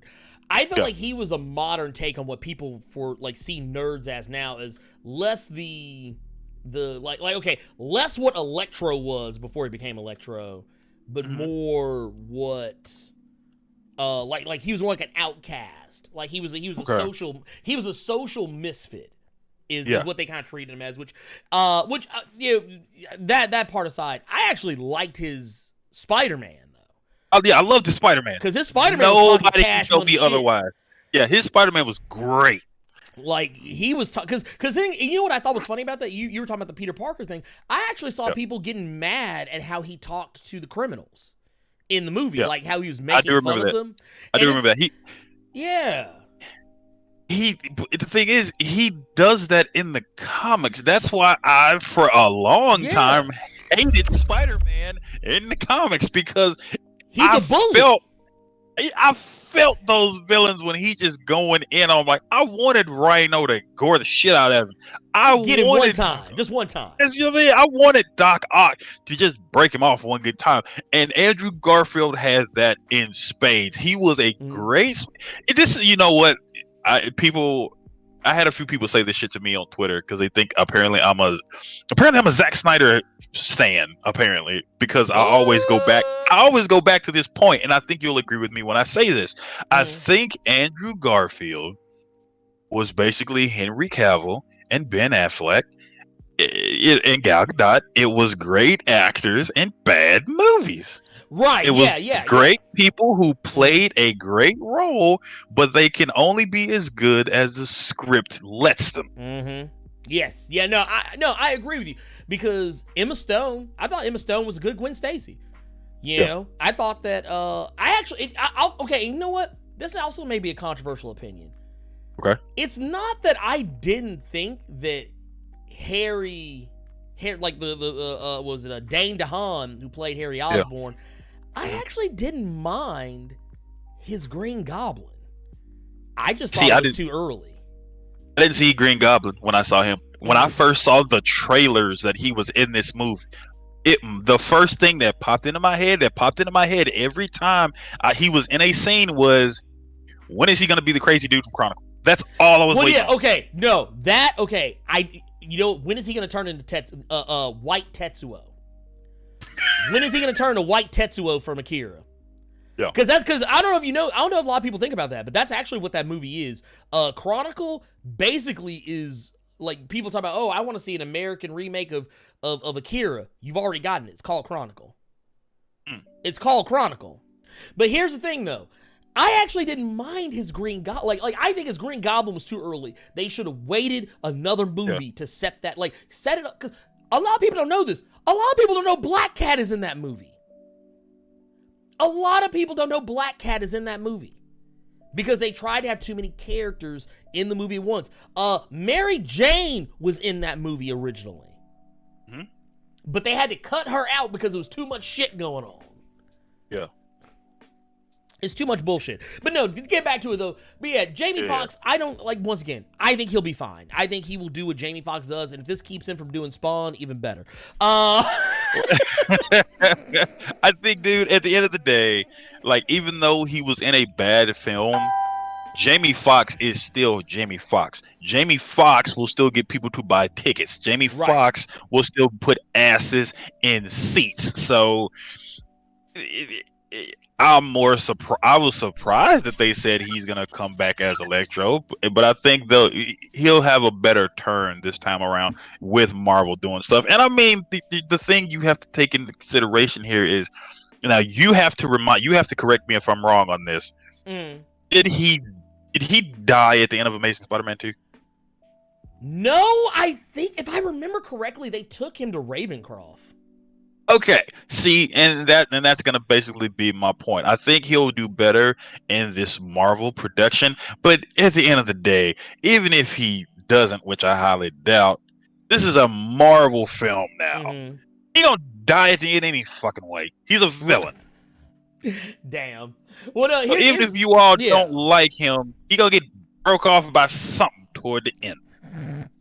You know, here's the funny thing. It's funny you said that, because we actually got some we got some super chats in here. One that I think directly addresses you. Absolute Venom with the $4.99 super chat says, this man straight up came back from a rank S mission. He said this man. This man just got done fighting. This motherfucker just came back from fight. What was that motherfucker's name? Don't get mad at me because I get S ranks and you still struggling with B's. That's all I'm saying. Stay out of my business. Don't get mad at me because I am following. Don't get mad at me because I'm following my ninja way. Okay, stay out of my business. This man just got done fighting Donzo on the bridge. Stop it. Stop it. Wait, thank you for that. Thank you for the $4.99 super chat. Jarrell Bozen coming through with a $5 super chat. Says, by the way, New Sage said he was interested in doing a podcast with other black comic book YouTubers. Okay, cool. I noticed he dropped a Storm video recently. Somebody been watching me. I'm just playing. It's all good. Honestly, synchronicity is a thing. I'm so sick of hearing about this. You know what? And I'm gonna say this, and you probably gonna go off on me after the stream. But I'm sorry. I'm so sick of hearing about this goddamn collab. Do it. Just do it. Somebody put the drink down. Put the comic away. Put whatever. Oh, just fucking do it. I actually saw that clip with it's about with Ron. Comics Explained. Yeah, I actually watched that clip, and that was funny just seeing him just randomly go in on somebody and then just come back to you. Oh, yeah, Blerd Without Fear is fucking awesome. No, not that Black Nerd. That dude's fucking weird, man. But Blerd Without Fear, he is fucking awesome. Like, dude, I'm sitting there cracking Oh my up. god, I was dead. Oh my god. You know what? I don't even know if I should share that shit. I would. That shit. Like, it was funny because I've seen and I've been that drunk person who is trying to big up somebody else, but then I clown somebody else, but I'm trying to pull it back real quick and be like, nah. I mean, still, but he cool. But like, it was right here though. Like, I've seen people do that shit. I've done that, but that in and of itself was hilarious. But just back to the point I was just saying. Just get it. I'm saying it to you because I know that nobody else can say it to you because we do this weekly show. You know, it's called the Blerd Cave, so I can do this to you personally. Get the fucking collab done already. I'm trying. He got to respond to me first though. Get the fucking collab done. It's 180 people watching this shit right now. You motherfuckers, get to tweeting. Stop asking. Be like, look, hey, you know what y'all do? Go and blow Rob's Twitter up. Like, don't DM him. Don't DM him. Go to that motherfucker's page and just be tweets. Yo, when's that Blerd Without Fear collab happening? When does Blerd? Because I tell you what, he'll be a lot quicker to do it if y'all say something to him. If y'all say something to him, he'll be a lot quicker to do it. Okay, you want Comics Explained to do a collab? Stay on his ass to make him do it. You want Dope Spill to do a fucking collab? Tell him if he doesn't, you're gonna get paper towels and clean the spill up. Okay, just get this fucking collab done already. Oh God, Lord, Jesus. This is becoming a will they or won't they? Is what it's becoming. Dan the Man with $5 super chat says, I apologize for my absence, Blerds. I've been working on my first Star Wars short film. Would you guys like to see it when we are out of the editing process? I would love to. Please. Thank you. And like I said, you are okay. Hey, trust me. I know how it is. Life is happening all the time. I know people get busy. I know people have stuff that's going on in their world, in their orbit. You don't have to apologize to me about that. You don't have to apologize to me about that at all. But I appreciate, thank you so much. I'm glad you're back, and I'm glad you're okay. Because just with the way things are right now, when I see people disappear, I just assume the worst. But at the same time, I'm glad that everything is all good, and you are out there working on your craft, which I can always appreciate. So yeah, definitely when that short film's out of the editing process, please, by all means, shoot it my way. I'll watch it. And by the way, also thank you for that $5 super chat. We got one more. No, two more. My guy Tubes and One, $10 super chat says, to quote my screenwriting teacher, the first place a film fails is on the page. You can make a bad movie from a good script, but you can't make a good movie from a bad script. And that is actually so true, it hurts. You know what it is. I would. Well, I mean, yeah, you got a point. The only thing that comes to mind when I see that you can't make a good movie from a bad script, I would disagree with that in the sense of Kick-Ass was a good movie, terrible comic. Okay, yeah. Okay, you know what? All right, I tell you what. If we use the comics as anything to go by, that's the one caveat I'll make for it, because I feel the same way about The Boys. And Kick-Ass, for that matter.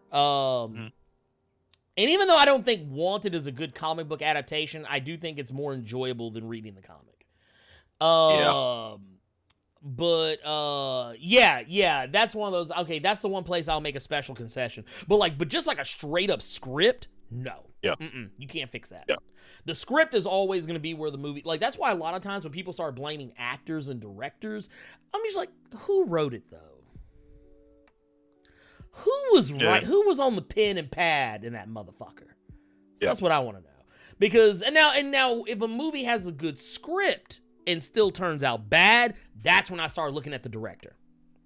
And I started looking at the production studio, the producers, executive producers. That's when I started looking at that shit.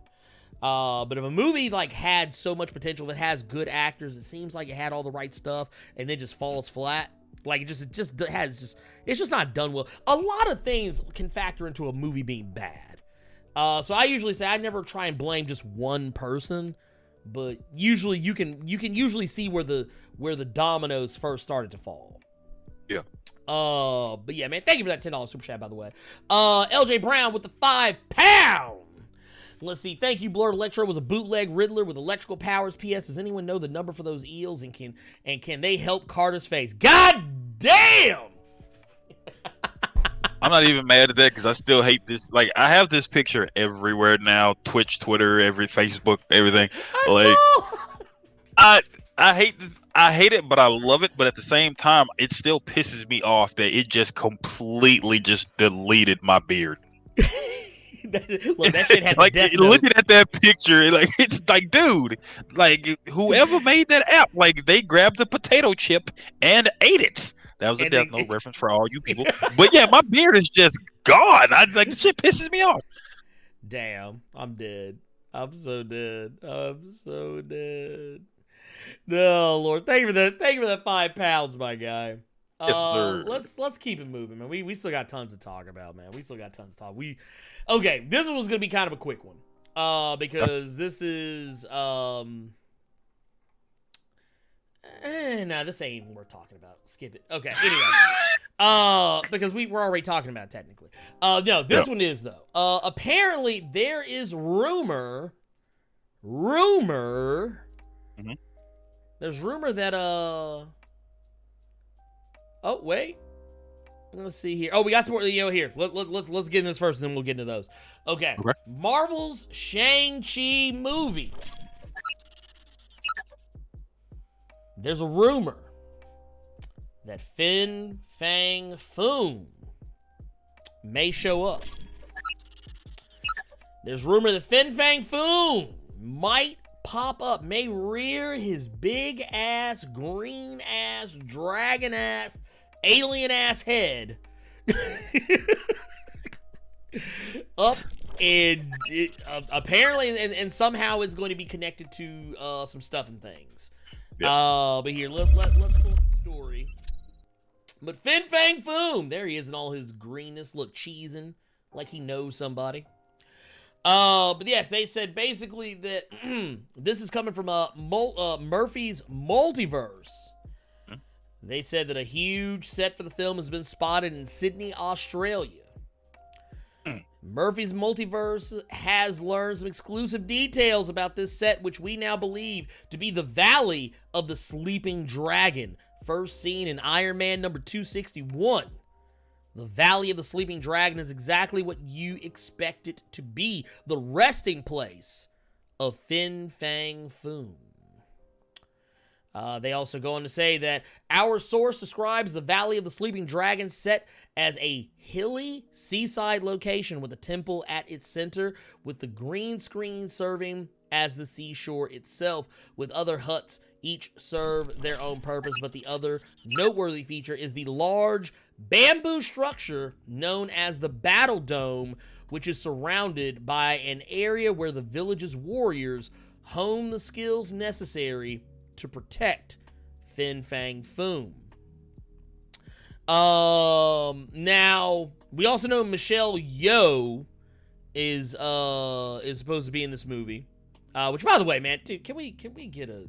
God damn it, can we please... I'm gonna drop a bomb. I'm gonna drop a bomb for Michelle Yeoh. God damn. That dude, how old is that woman? She's still fine. I still remember that movie she did with her and Cynthia Rothrock. Good Lord. Sweet beans and Listerine. Goddamn. Wow, you went back a ways for that one. Don't do that. Don't do that. Don't do that. Wait. Sweet Candy and Jessica Tandy. What's going on right here? Oh my God. No, but no, in all seriousness, composure. Yeah, some people believe that Michelle Yeoh is also going to be connected to this. Not saying she's going to be Fang Foom, but that she is going to be portraying a character that is connected to Fang Foom. Now, whether or not the character actually shows up is another story. We don't know 100%. But this is actually really cool. I don't know. What do you think? What do you think, Carter? Are you a Fang Foom fan? Well, that's a lot of F's. Yeah, it is. When I think of that particular character recently, I always, and I think I've told you this before, I always go to the CM Punk Drax the Destroyer run when he was just a simple farm man, just a simple big ass dragon farm man rocking overalls. Like, that's the first thing that comes to mind anytime I think about Fang Foom. I mean, I remember he was on the cartoons way back when. I think he was on one of the fighting games. I think he was on Iron Man, wasn't he? The Iron Man cartoon. Yeah, okay, that's where I saw. I couldn't think if I'd seen him on one of those cartoons, but I couldn't think if it was Iron Man or if it was Fantastic Four. And I don't like thinking about that Fantastic Four cartoon because I hated that theme song. But I like that they're doing this because Marvel doesn't have to be just people. I like that they're going the route of weird, kind of like basically like Doctor Strange did. That's why one of the main Marvel movies I'm mostly excited about when all this goes down is the Doctor Strange sequel. Not just because it's Benedict Cumberbatch reprising that role, but like he went more so into the weird stuff. You know, you got the Dormammu and all that. So I like the whimsical stuff that they're trying to do. I like that Shang-Chi is going to be a karate movie with a big ass dragon in it. That is great. Well, and like once again, we talk about this the last few times, but the Marvel Cinematic Universe is skewing more towards the cosmic, and what a lot of people don't think about is that though Fang Foom is connected to the mysticism of the realm of martial arts in the comics, he is considered for all intents and purposes a cosmic character because he is in fact an alien. At least last I checked, he is not from the planet Earth. He's last I remember looking, he was from another planet, and just kind of happens to be on Earth. But he had been around so long that people just assume that he is from Earth. But neither here nor there. I'm curious I'm curious how they'll treat him. Even more curious to see if they'll actually have him speak and how it will look. I think if he says anything at all. Honestly, I think they know they can't half-ass it because honestly, it's because of Benedict Cumberbatch again. Just because we've already had Smog on the screen. And that was a character right there. Yeah, it was a big ass dragon, but that was a character. Also, I want to say too, if I'm not mistaken, Benedict Cumberbatch, if I remember correctly, I think also did the voice of Dormammu. Did he? I think so. I remember seeing it somewhere, or like I don't remember off the top of my head, but I remember reading it somewhere that, like, because usually when he's in movies, he usually plays multiple parts. It's kind of like, not only did he play Smaug in the Hobbit, but he also played the Necromancer, which we all know is Sauron. Let me see here. I'm trying to remember. Like, I'm actually looking it up now. Or no, take that back. Or no, wait, that's something else. That's something else. Let's see here. Yeah. It was Benedict Cumberbatch. Okay. It was Benedict Cumberbatch. He did the voice of Dormammu. For the live action movie. I'm not talking about the other thing. That oddly enough was a black man in the other thing. So take that how you want. But no, I'm all in for it. Man, let's get in these super chats, man. We got a lot of super chats. Yeah, we got a lot of them. Dude, I got super chats on super chats on super chats on super chats on super chats. Okay, we gotta address these. We gotta address them. Okay, let's start with the first one. Let's see here. Are we on the correct? Yep, we're on the correct one. Cool. I freaking love comics. Says comic isn't the script. A movie with a bad screenplay / script adaptation would be bad. You can't act out of that. That is, once again, I agree. I 1000% agree. I would say I was making a special concession for adaptations, because those are often a blueprint. But a lot of times I think in that case it can actually you can actually enhance your your production of something by looking at something that, like, if you're doing an adaptation, if there are a lot of bad things in it, you can write them motherfuckers out. Like problematic gang rape scenes and shit like that. Let's see here. Let's see. Xander Jamal with the $5 super chat says, Jamie will play the real yellow and green Electro. This is the beginning of Feige's plan to open up the multiverse. I can see that. I mean, I think he'll probably, okay, you know, he's probably going to look more like, he'll probably look more like the Electro that's in the Spider-Man video game. Like, not saying that, you know, like don't be surprised he just is a dude in a costume. Yeah, he probably won't have the same, like, he'll probably even maybe wear a costume similar to what he had in the Amazing Spider-Man 2, but just with a little, with more green and yellow flair. Which I mean, I saw people complaining about that shit on Twitter. Not saying that Xander Dumas is this particular person or saying is like this, but so many fucking people want this. We want yellow Electro. We want what? Who cares? You know, is it really that serious? Some things don't translate. Yeah. It's kind of like the Vulture. They had, I mean, granted, he remained for the most part the color he is supposed to be, but they actually had to kind of, because there's a certain, like, case in point, there's just certain things that just don't look well on screen. Sometimes they just don't pan out well with how you're shooting the movie. That's why they do screen tests. Let's see here. And then another $10 super chat has been reported. He is working to get Tom Cruise to play alternate Iron Man. Yeah, we talked about that last week. With the some of the actors who were originally sought out for the original Avengers film when that was a thing back in the mid to late 90s. Yeah, we already talked about that. And I would imagine, yeah, it's Electro. Sinister Six, yeah, of course. That anybody can see that. That's why I didn't even say anything about it, because honestly, it's just to be assumed. We've already had Mysterio. We've already had the Vulture. We've already had heck, I mean, if you're bringing Electro, we've had Electro. If you really want to get into it, technically, if you want to pull characters from Amazing Spider-Man, we've already had the Rhino. We've also had Shocker in technically we had two Shockers in Spider-Man Homecoming. I mean, and of course we've also seen Matt Gargan, who is Scorpion. So of course, yeah, this is, yeah.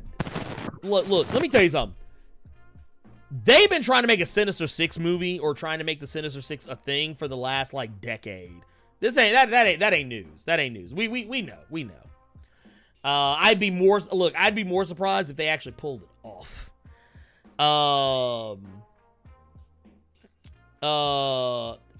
Okay, here's where I think you're wrong, though.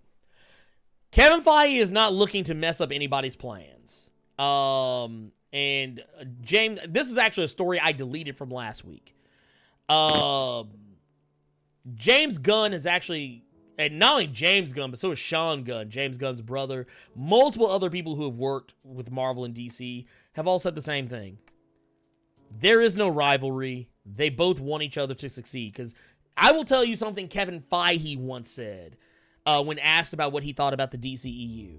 And Justice League, more specifically, is that he wants those movies to succeed. Because if they fail, all it does is hurt the genre.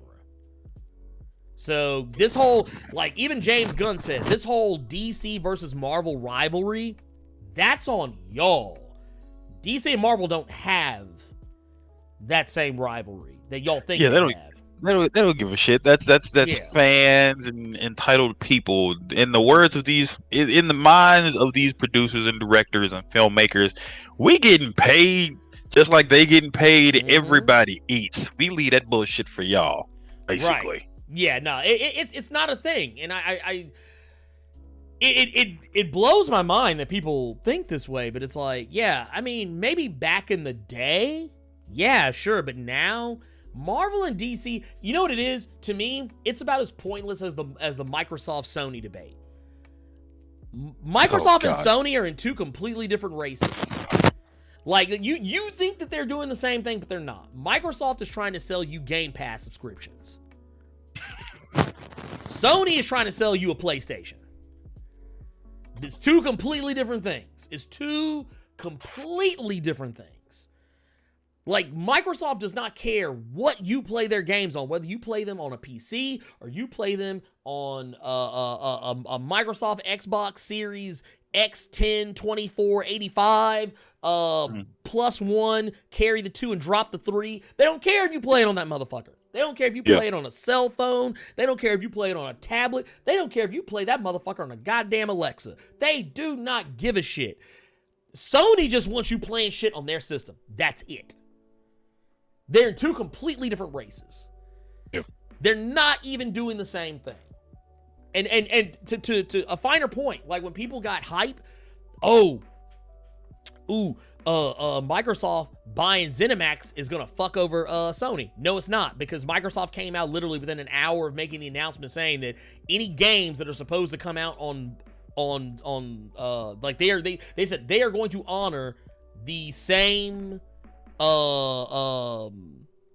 exclusivity and open release rights that have always been in place. I like how people just immediately thought Microsoft was just gonna hold that shit hostage, like, gotcha, bitch. No, fool, this is a business. Because here's the thing. If those games go to Sony and people buy them on Sony, guess what? They still get paid. Exactly. And that's what people don't understand, dude. Yeah. No matter where you go, I'm still for that. Like, okay, look at musicians and stuff like that. I remember I was watching something with a stand-up comedian. He was talking about Michael Jackson and the fingers that Michael Jackson had his hands on when it came to different musicians. So it's like, dude, every time the Beatles would come out with something, Michael Jackson was getting a cut of that. You know, fast forward to the future, like Jay-Z and Beyonce are doing this and doing that. Let's say Rihanna has a big hit single that comes out. Rihanna gets paid because of course she could. You know who else gets paid? Jay-Z. Boom. You know what I'm saying? So like, dude, everybody's getting paid. Yeah. And here's the thing. Here's the bigger question. Are you? That's my thing. Are you getting paid for your loyalty to a company, a faceless company, mind you, that by all intents and purposes does not give a fuck about you? Let's go ahead and keep it 1 million. Microsoft and Sony don't give a fuck about you. Marvel and DC don't give a fuck about you. I mean, yeah, they want to make things that entertain you because they know it will get your money, but they don't really give a fuck about you as an individual or your loyalty. They don't care because they know just as well as anybody else does. It is possible to walk and chew bubblegum at the same time, just as it is possible for you to like case in point, do I own an Xbox? No. Do I own a PlayStation 4? Yes. Will I own a PlayStation 5? Most likely. Will I own an Xbox Series X? No. Do you know why? It's not because I hate Microsoft and I love Sony so much. It's because I like playing fucking video games. And it's because I can play Microsoft video games on my PC. Any game that's an Xbox exclusive can be played on a PC, and my PC, honestly, is more powerful than an Xbox Series X or a PlayStation 5. So, and that's not even a flex. My computer is built to do what I do for content creation. It just so happens I can play video games with the motherfucker. Yeah. But yeah. Yeah, this whole thing about just staying with one company and stuff like dude, especially like with somebody said his name because I didn't know what his name was, but there's like this YouTuber. He's a big Xbox fanboy. You think they give a fuck about that boy? No, they're gonna look at his ass and be, thank you. And then go look at these other people that they haven't gotten to buy Xboxes yet and get them to buy fucking Xboxes. They don't care. Yeah, no. And that's the same. That's the same with Sony. Like they do. You are a dollar sign. You're a receipt. Yeah. I mean, no. And same goes for Marvel. Like case in point. I love Marvel. I love DC. I love them for completely different reasons, though. Yep. Sometimes DC has books I like. Sometimes Marvel has books I like. But guess what? My love for either one of those doesn't preclude me from reading Image or Boom Studios or IDW or whatever. It's time that I have. Time is the factor more than anything else. But like I said, I appreciate Super Chats. I'm not trying to clown you or anything. I'm just saying, like, it just that's just not a thing for me. But getting into some stuff, I do find very interesting. Poe Archer Media with $5 super chat says Cynthia Rothrock and Michelle Yeoh. Lord. By the way, if y'all have never watched it, I believe the movie is called Yes, Madam. With her and Cynthia Rothrock. Very, very much worth it. Very much worth it. That movie is amazing. Xander DeMall again with the $2 super chat says Hope MCU Sony Spider-Man multiverse intro. I guess I mean introduce. Introduces Miles Morales. I think that's gonna happen, but let's crawl before we walk. Okay, you can't see me raising my hand, but I'm raising my hand real quick. Can I say something? Can I say something, please? Go ahead. Please, can I say something? Be my guest. Be my guest. I don't want Miles involved. Leave Miles alone. Keep him where he is because he is doing fantastic where he is. On his own. Don't try to figure out some way to insert him into some shit that could very easily be screwed up. Like, wait until Spider-Man is like okay, here's what I would do. If honestly, and granted, I know this is not going to be what everybody likes because it means that they have to wait longer. And we all know how people hate to wait. Can we wait till Tom Holland's like almost done playing Spider-Man, and then let Miles, pick up from there? Like, we wait like Tom Holland has I think 3 more movies under his contract or something along those lines, and like some appearances elsewhere. Can we wait till he's like down to like maybe 1 or 2 of those, and then we can bring him? Don't be in a rush. Don't be in a rush just to like make something happen. Just because it sounds like a good idea doesn't make it a good idea. Well, I think that's where you and I have had several disagreements because I wouldn't want them to wait until it's the ass end of Tom Holland's run. Dude, like the fucking comics, just have them both coexist in different areas, and then hopefully we have a Spider-Man that comes out. Hopefully it's better than the book was. But let me clarify. I'm not saying that wait till he's leaving. But like when he's towards the end of his contract, where he might resign, he might not. Kind of do it like where we'll keep Tom Holland around, but he's gonna be around on a case by case basis. He ain't getting guaranteed money to sit on the sideline for years and years and years. But he'll come in and do one here, he'll come in and do one there. He'll kind of in the way that like Iron Man was in Homecoming. Yeah, like in that capacity.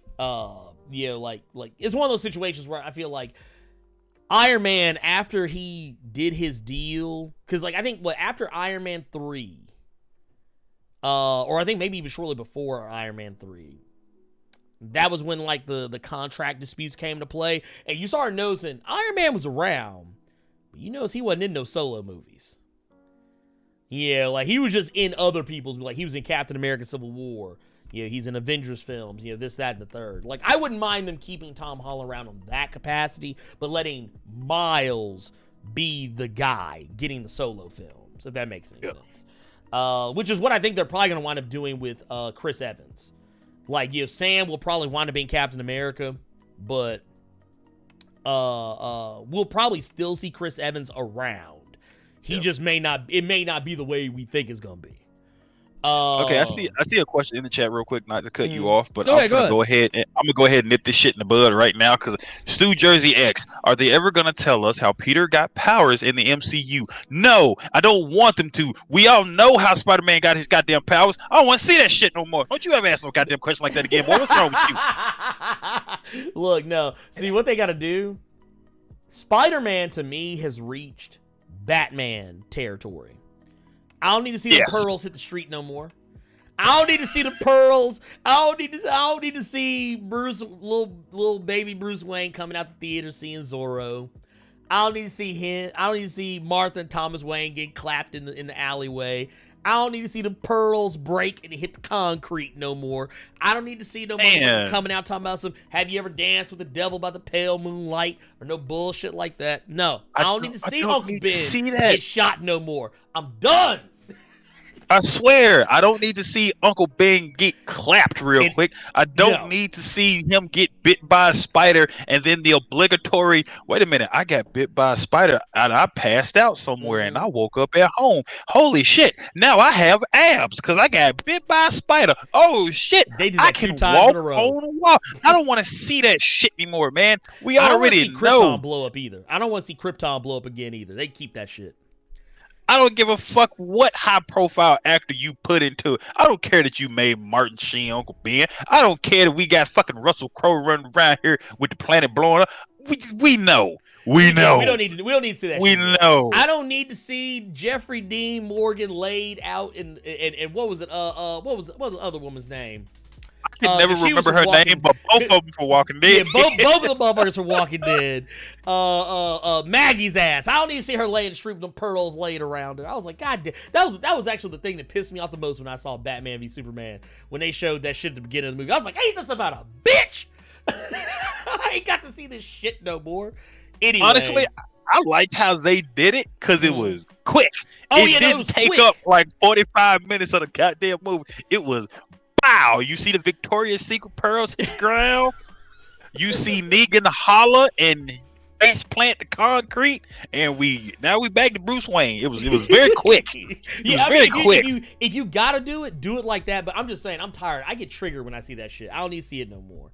Do that shit like Blade did it. Tell us your story while the intro is playing, showing us who's gonna be in the movie, and then just start the movie, dog. Speaking of, I gotta tell you something about Blade here in a little bit. Denzel Cunningham, thank you for that $5 super chat. Didn't even say anything, just dropping the love. I appreciate it. I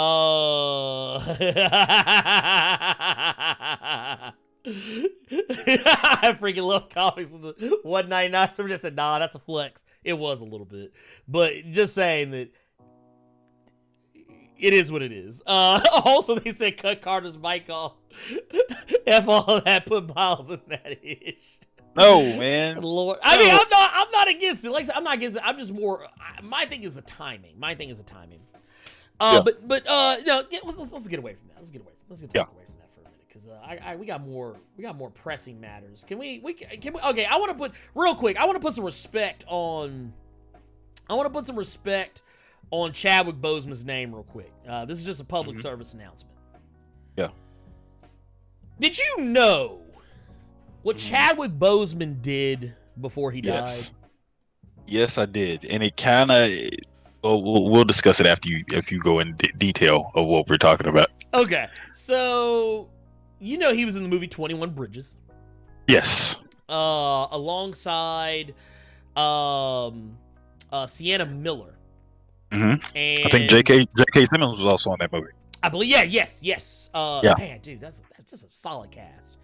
Now Sienna Miller, at the time, was not getting paid her coins, and she was going to drop out of the movie.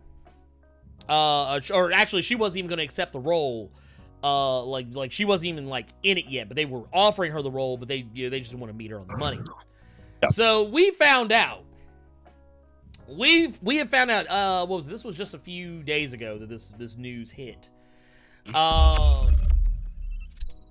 But Chadwick Boseman, he gave up money off his check Yeah. To tighten her up so she could get her coins. For those who don't know, there is a huge pay disparity.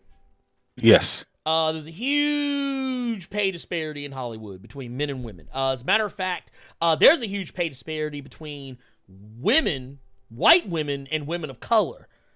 And then you can even see a pay disparity between women of color, depending on what persuasion, between black, Latinx, Asian, whatever. Like there's a huge pay gap. And basically, Chadwick Boseman put his money where his mouth is. He said, "Fuck this shit." He said, "I'm gonna handle my business." Now, so basically, let's get into this. She said that we're gonna get. I think here. Where's the quotes? Where's the here? Okay, here it is. So she said that he produced 21 Bridges and been really active in trying to get her to take on that role. He was a fan of my work, which was thrilling because it was reciprocated from me to him tenfold.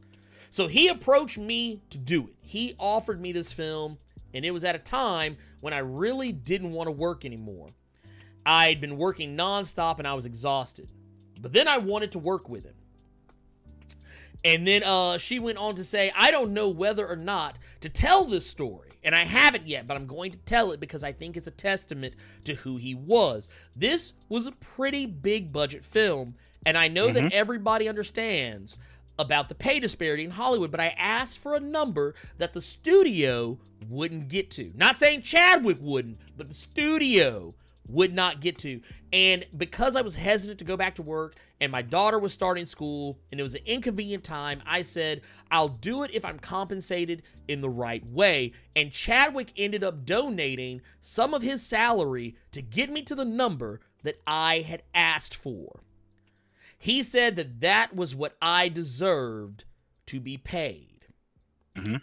And she said that she goes on to say, because this is something that is actually unprecedented in technically it has happened a couple of other times. I believe I think it was Octavia Spencer. I think it was I forget what movie it was for, but she was I believe it was her and I think her and Jessica Chastain. I think it was either Jessica Chastain or Emily Blunt. I can't remember, one of the two. Whoever it was, I think it was Jessica Chastain. I think she gave up some of her salary to make sure that Octavia Spencer was compensated for her role and was paid equal to her in a movie that like they were both going to be in like together. But it's one of those things that, it doesn't happen very often. I think I might have even heard that it maybe might happen maybe one other time that I can think of, but I don't remember the specifics. But basically what she went on to say was that it was about the most astounding thing that I've experienced. That kind of thing just doesn't happen. He said, "You're getting paid what you deserve and what you're worth. It's just unfathomable to imagine another man in that town behaving that graciously or respectfully." And in the aftermath of this, I've told other male actors of mine, or other male actor friends of mine, that story, and they all go very, very quiet and go home and probably have to sit and think about things for a while. But there was no showiness. It was, of course, I'll get you to that number because that's what you should be paid. So I want to say this real quick. And this is all jokes. What I'm saying. Yeah, go ahead. Absolutely. I think that was Sienna Miller's way of saying, those white men said, "Bitch, you ain't getting my money."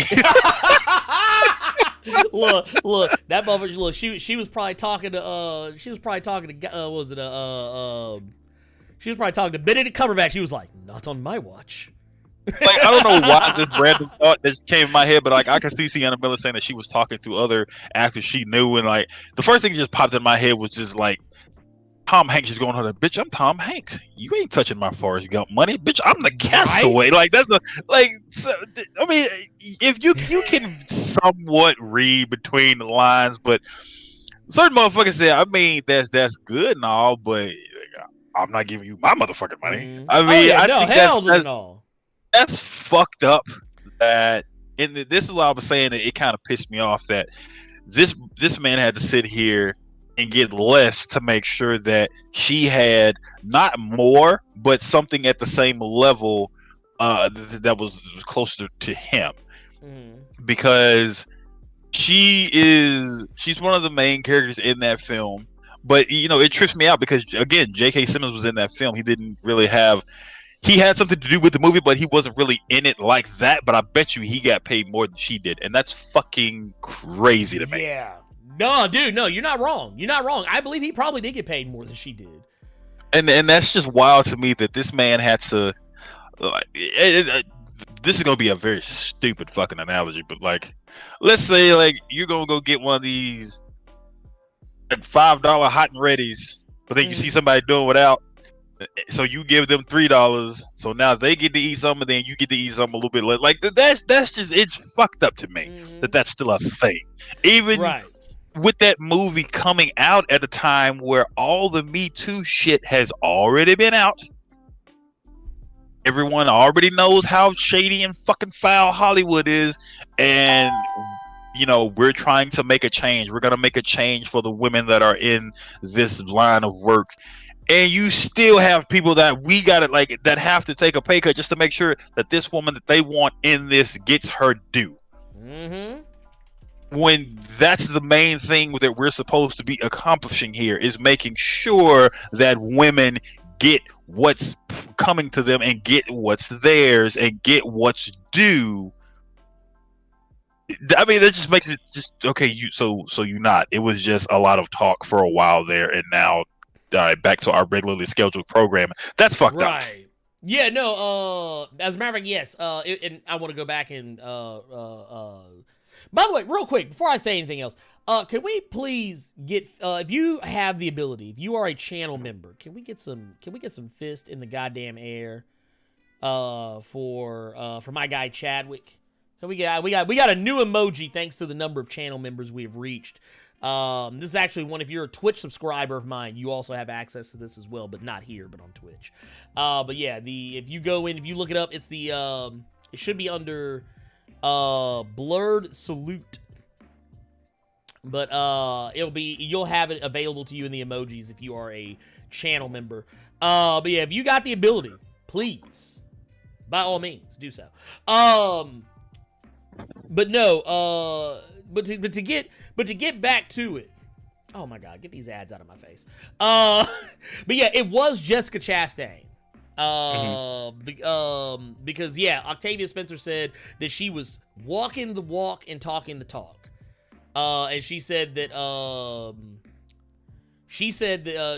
Octavia Spencer said that Jessica Chastain told her that we're gonna get you paid on this film, and you are gonna be. You and I are going to be tied together. We're going to be favored nations, and we're going to make the same thing. And then she said, fast forward to last week, and she says, we're making 5 times what we asked for. And that's something to consider. That is something to consider. Like, that's the thing. That's how, like, and that's, we're talking about Jessica Chastain and Octavia Spencer. Let's make this clear. Jessica Chastain said, no, boo-boo, I'm going to take care of you. We're going to get you your paper. But that's the thing, you have to have allies that are willing to go to bat for you. It doesn't work if your allies don't, or the people you're working with don't want to work for you or work with you. But yeah, neither here nor there. Let's keep it moving on. You know what? Oh man, do I want to talk about this? I don't know if I want to talk about this or not. Woo! Let's talk about some comic book shit for a minute. I want to talk about some comic book shit for a minute. You know who Jerry Conway is, right? Yes, I do. Okay, so yeah, for those who don't, Jerry Conway is co-creator of The Punisher, co-creator of Vixen, co-creator of Carol Danvers, Miss Marvel / Captain Marvel now. Yep. Co-created Firestorm. Power Girl. Man has been involved in some of the most iconic character creations of all time. So, he actually had an interesting hot take. He's actually had a lot of hot takes lately. Some good, some bad, some somewhere in the middle. But basically, He was basically he was talking about something. This was on the Word Balloon podcast. Basically he was talking about what he would do, how he would change the comic book industry if he were in charge. Now I'm gonna apologize ahead of time because this shit is long. That's what she said. Yes, she did. You fuck. You fuck. I ain't shit. Okay, but no, here it is. This is a statement, and like I said, pardon me, this is long, but someone sent it to me, and I thought it was worth talking about because I think this is something me and Carter can get some meat out of. But Jerry Conway, he said that to state the obvious, the comic book publishing is in serious trouble. With a business model that almost literally has no future, yet comic books are a source of intellectual property for exploitation in all sorts of popular media and have never had greater potential. So why is this? Why do comics as a storytelling form, superhero and otherwise, have such an enormous impact on popular culture, but comic book publishers are struggling to survive? Why are publishers almost universally failing to succeed at actual publishing? My basic answer is they're pursuing the wrong market, and they've been doing so with increasing desperation since the late 70s. He says, let's put aside the incredible business stupidity of depending on a single distribution method, direct sales to single audience comic book stores. The problem is bigger. The defined audience for mainstream comics is an audience that by definition constantly shrinks. For a variety of self-enforcing reasons, publishers have defined the primary audience for mainstream comics as, in effect, long-term fans and potential collectors. Hence, fan-oriented, navel-gazing community triannual events, reboots, collector-oriented variant covers, etc. Every single one of these marketing ploys is designed to solely appeal to the existing readers. Even reboots, ostensibly intended to offer jumping-on points to new readers, actually require familiarity with previous iterations to provide interest. New readers aren't welcomed by the existing creative strategy at the two mainstream publishers. If anything, new readers are actively discouraged by the publishers' frantic pursuit of motivated existing readership. The clubhouse is closed. Stay out. Publishers, of course, actually, I really agree with a lot of what he just said in his last statement. Yeah. I just want to throw that out there real quick. Publishers, of course, will disagree with this analysis and say they're always trying to provide on-ramps to new readers, but any serious look at what they're offering in the main reveals a decided tilt. In fact, a massive tilt toward privileging the existing readership. And this makes sense in a way because of a cultural creative shift in the editorial direction of the publishing houses that can be traced back to the era I'm from, the late 60s and early 70s. In the mid-60s, around 1967, DC Comics offered a weekly tour of their offices during the summer. I went on the tour, and like others, Len Wein and Marv Wolfman among them, became a regular. At one point, I had a conversation with then editor Julie Schwartz. We were talking about a Green Lantern story, and I made some fanboy comment about what I hoped would happen. Julie paused and looked at me. "How old are you?" 14, he said. He snorted, "Too old, you're not my reader," and then walked off. And then I later learned that at DC and also at Marvel in the 1960s, the commonly accepted view of the comic book readership was a kid, undoubtedly male, between the ages of 9 and 13, what today's book publishers would call middle grade readers. This makes sense if we're honest about it. The basic root appeal of superhero stories is to that part of ourselves that lives in a pre-sexualized, pre-adolescent dream state in which anything is possible. It's the world of Harry Potter and the Sorcerer's Stone. Like Harry Potter and the Sorcerer's Stone, or Philosopher's Stone if you want to be pedantic, young adults and adults can enjoy superhero stories too, and even want those stories to evolve and mature, just as the Potter books evolved and matured. But, regardless of what people, and this is actually what he says, actually, I'm reading this verbatim, what appeal the first Potter book might have for older and existing readers, its primary readership was intended to be, and remains, middle grade, 8 to 12. And the same used to be true for comics, particularly superhero comics, until my generation came along. Yeah, we boomers fucked it up as usual. I appreciate that comment as well. When I and my cohorts replaced the creatives who'd given the comic book business massive success in the 60s, folks like Stan Lee and Julie Schwartz, we brought with us our boomer self-obsession. We didn't want to create comics for kids. We wanted comics for us. That's the origin of comic book superhero shift from middle grade readership in the 60s to young adult readership in the 70s. The adult readership in the 90s and beyond. The refusal of boomer creatives and editors like myself and others to let it go. We redefined the readership comics were aimed at, coinciding with a shift in distribution that allowed that redefinition to stick. The result is a dead end for comic book publishing as a business. How could I change this? So, what do you think Jerry Conway would do? I mean, I can tell you what I would do. Yeah. But I'm not going to bother because I agree with him. And I want to say this. This is coming from a guy. I want to point this out. This is coming from a guy who makes a living making videos about comics. Yeah. I'd cancel, and this is Jerry Conway here. I'd cancel every existing superhero comic book and publish a limited new line for a middle grade readership, simply simplify the characters and storylines, and eliminate every event that requires more than passing familiarity with the basic simplified continuity. 10 to 15 titles, max. For existing readers, I'd offer a separate, higher-priced graphic novel line with whatever expanded adult storylines creators and readers want to explore. But this would be separate, not monthly, not the mainstream. And I do everything possible to get monthly comics into supermarkets and movie theaters and Walmart and Target and Costco and offer subscription services through Amazon. Pursue every alternate distribution avenue possible. The present course taken by the major publishers is a dead end. They're pursuing the wrong readership. There's a bigger audience out there. We just have to welcome them. And I agree pretty much 100% almost. There's maybe only like one thing I probably would say I disagree with. That's about it. But I don't know, Carter, what are your thoughts on this? There's a bigger audience out there. We just have to welcome them. Here's the thing. Mm-hmm.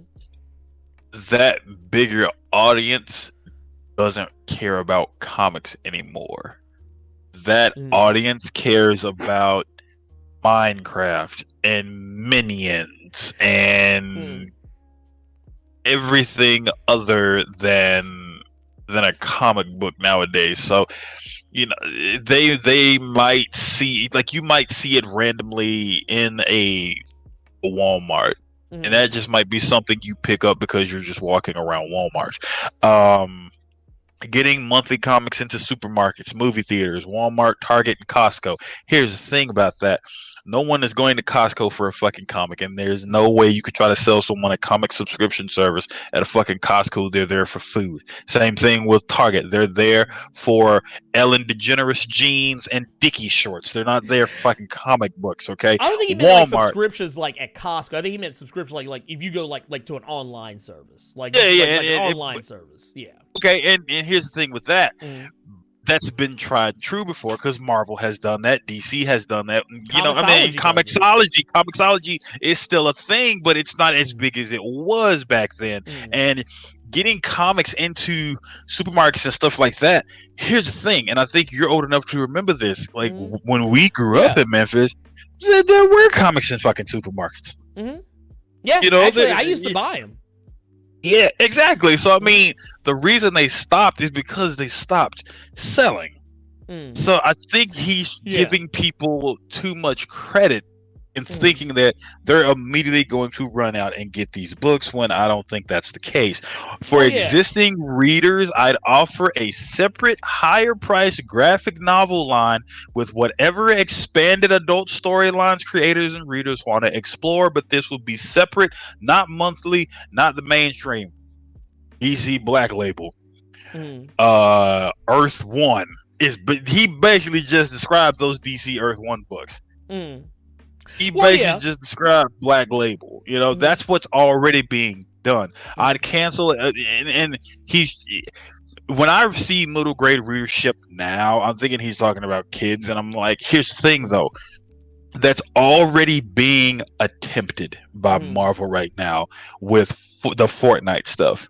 It's already being attempted with several other comic studios. When you have Boom doing Power Rangers, and you have another company doing Sonic the Hedgehog, and you have another Marvel's company also doing Marvel's also doing some of the off the, like, they're not connected to the main continuity, but like they'll have like a little mini series.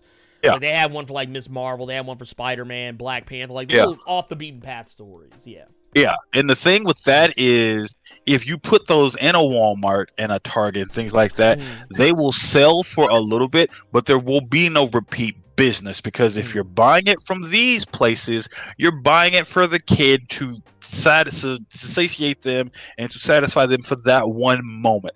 They'll read it, they'll color over it, they'll cut pieces out of it, hang it somewhere, throw that shit away, and then you won't hear word one from that shit again. So I think he's giving people way too much credit in that regard. But I would love to hear your perspective on this. Okay, so here's where I'm at on it. I think what the intent is not so much to make repeat business so much a thing at grocery stores. Because I'll be the first to admit, guess where I bought my first copy of Youngblood #1? Walmart. Had no clue who Youngblood was, and I was that kid. I was that kid who just happened to see something shiny in a comic book shop, not a comic book shop, but in a store while we were waiting in line to get something, and I begged my mom to buy it for me. And then I started reading Youngblood for like, I think I actually ended up going not just to Walmart, but I was actually, because I went to my local comic book shops too, and actually started trying to find and I was like, oh, I can find Youngblood here too. I think the idea is just to be able to make comics available, like make people not feel like they have to go into a comic book shop to buy a comic book every fucking time. Because I'm not gonna lie, comic book shops are intimidating for new readers. Because in a lot of cases, comic book shops, and I know you may understand where I'm coming from with this, and I'm not going to mention the name of the shop because I don't want to talk shit about anybody, but one of the reasons I don't go to one of the most popular comic book stores here in Memphis, Tennessee, is because they will treat you like you're a piece of shit. And like I know the one you're talking about. You know what I'm talking about. You know I'm not even saying I know the one you're talking about. I'm not even saying the name. I'm not even gonna be disrespectful. Because there's two other comic book shops in the city that I'm aware of that are infinitely better.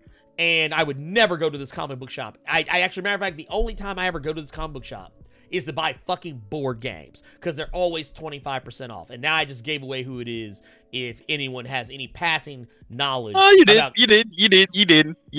Okay. You didn't. Okay, but basically, what you need to know about my thoughts on it is just from based on that is that I feel like not every comic book shop is that way, but there are some people who think comic book shops are going to be the way. So I can kind of see where, like, you want to make it as available to as wide an audience as humanly possible. Yeah, they have actually tried the service. Technically, a lot of what he's describing, DC Comics and Marvel are doing in varying stages and degrees right now, but I feel like making them more available would actually at least be somewhat beneficial, because the people that are, I mean, the mom is gonna, the kids scream and they want a comic book. Oh, this will shut them up for a few minutes. Okay, cool.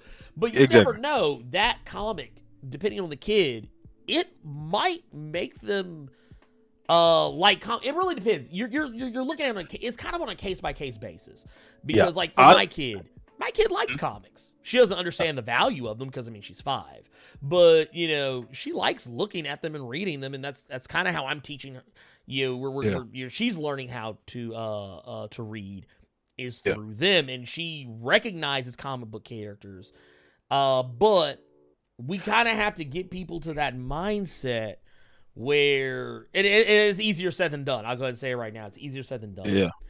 And I think that just right now, the people that he would want to market to aren't reading comics, even though they might be the correct age that he's wanting. I think a lot of them are going to look at it more so like, even though they might be kids themselves, comics are for kids. And I can tell you just from, like when you and I were having conversations about Hastings way back when, the one thing that I would always see young kids and young adults and stuff like that, the one thing I would see them gravitate towards was not comics, but mangas, which is basically the same fucking thing. It's the same thing, because those are geared towards kids too. Yes, but my whole point is the people the demographic that he wants, he's not gonna get because manga has them, and manga ain't letting them go. No. Well, and also the other thing too is that, and I'm gonna lie, I was one of those kids. I was actually poisoned by anime and manga. And when I say poison, I don't mean to say that manga and anime is bad, but I was one of those kids that, when I was around like 12, 13 and was watching anime and manga almost exclusively, and reading manga almost exclusively for a while there. I used to be one of those motherfuckers, but this is better. This is better. American shit sucks. But the thing is, at the end of the day, and this is what I always try and remind people, when people start gushing about anime, I want you to think about something. All that shonen anime that y'all are watching, I want y'all to understand something about it. I want y'all to understand one simple thing. That shit is meant for kids. Now, granted, because now I think technically the designation, technically it's intended for boys between ages 12 to 18, but a lot of the themes, the reason why it's so different is because Japan has a different, and really America and other countries as a whole, there's a juxtaposition of what we care about in terms of sheltering you from. Like in Japan, they don't really care about sheltering you from violence. They don't even really care about sheltering you away from sexualization in a lot of things. Though they do, yeah. Now, at the same time, which is kind of weird thing for me to say after I just said that, Japan is not terribly crazy about actually putting sex directly in front of children. And by sex, I mean genitalia or exploring sexual themes in regards to LGBTQ. That is actually funny. Because anytime I've seen like any kind of like a Japanese like porn or something like that, it's blurred. It's censored like a motherfucker. Yeah, or you remember the way they used to draw anime like women in anime back in like the 80s and 90s? They would have boobs, but you never, like, if they actually showed their crotch, they looked like a fucking Barbie doll. Yes. It was like a Barbie doll. There was no vagina or anything like that. Like, they were as anatomically correct as a fucking Barbie doll. Yeah. And that was by design. That was by design. Now, that said, Japan doesn't care about cursing, so yeah, sometimes their characters curse. I can't tell you how many times I've watched Kamen Rider, which is an anime, it's tokusatsu, but it's the same tropes. They say shit, fuck, and goddamn, and I'm sending... Hell, Spider-Man, the Japanese Spider-Man, Spider-Man, he used to tell people he was sending them to hell. He was the emissary of hell. But there's different values. There's different values and things that certain countries care about more than others. There's some countries that are perfectly fine putting sex in front of you, but violence is a no-no. And, we're kind of in that weird state, too, where we're perfectly fine with putting violence in front of you, but sex, we're kind of like, no, we don't know about that. Yeah. But yeah, that's one of those things I always try to remind people. Whenever people give me the whole anime manga argument, I'm like, that shit's for kids, right? Like, just throwing that out there. But at least the ones that they throw out, I'm like, yeah, that one's for boys, little boys. It's geared towards little boys. It's not aimed at grown ass men. It's aimed at people who can't buy cigarettes. But no. That said, once again, I agree with the sentiment, and I do think that, yeah, something needs to be changed. Something needs to actually be done differently. It can't keep going the way this is going because it will eventually go away.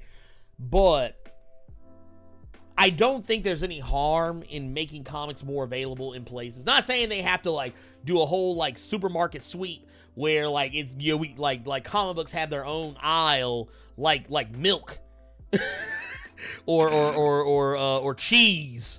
or international seasonings. I'm not saying that. I'm saying that what they should do is do like they used to do. Put that shit up there next to the fucking candy at the cash register and be done with it. Walgreens, they used to put that shit next to the fucking magazines.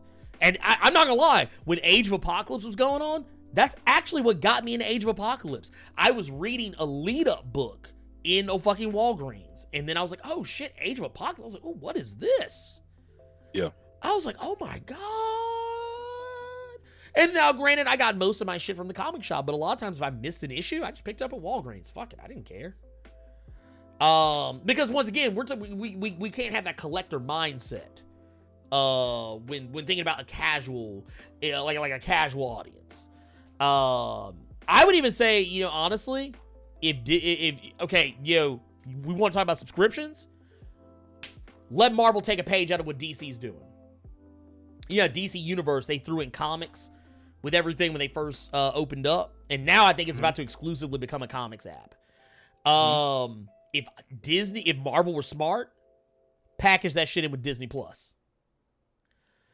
Package in like integrate Marvel Unlimited into Disney Plus. There you go. I'm not saying it'll fix everything, but I mean, it'd be better than nothing. So, yes, social joins. I'm aware there. See, this is how I can tell people don't pay attention to what I say. This is how I can tell people don't pay attention. Like, motherfuckers hear half of what I said, and then immediately, I'm fully aware that Seinen exists. It's the anime I prefer. Thank you, and goodbye. I've been watching. Okay, first, okay, let me just say something. My ass is almost 38 years old. I'll be 38 this year. I've been watching anime since I was fucking 7. I've probably been watching it. I am. I'm usually the oldest motherfucker in any room. My ass has been watching anime longer than most of you motherfuckers have been alive. I know what saying an anime is. I used to watch it back before you actually could watch anime legally. There you go. Anyway, flex. That in and of itself is a flex. Don't sit here mansplaining, nerd-splaining, seinen to me. I know what it is. I know all the different forms of manga and anime. I said, shonen. I'm surprised you do, to be perfectly honest with you. I thought a man of your age would be watching In the Heat of the Night and fucking Perry Mason. I'm shocked that you know that shit. I used to watch Murder, She Wrote too.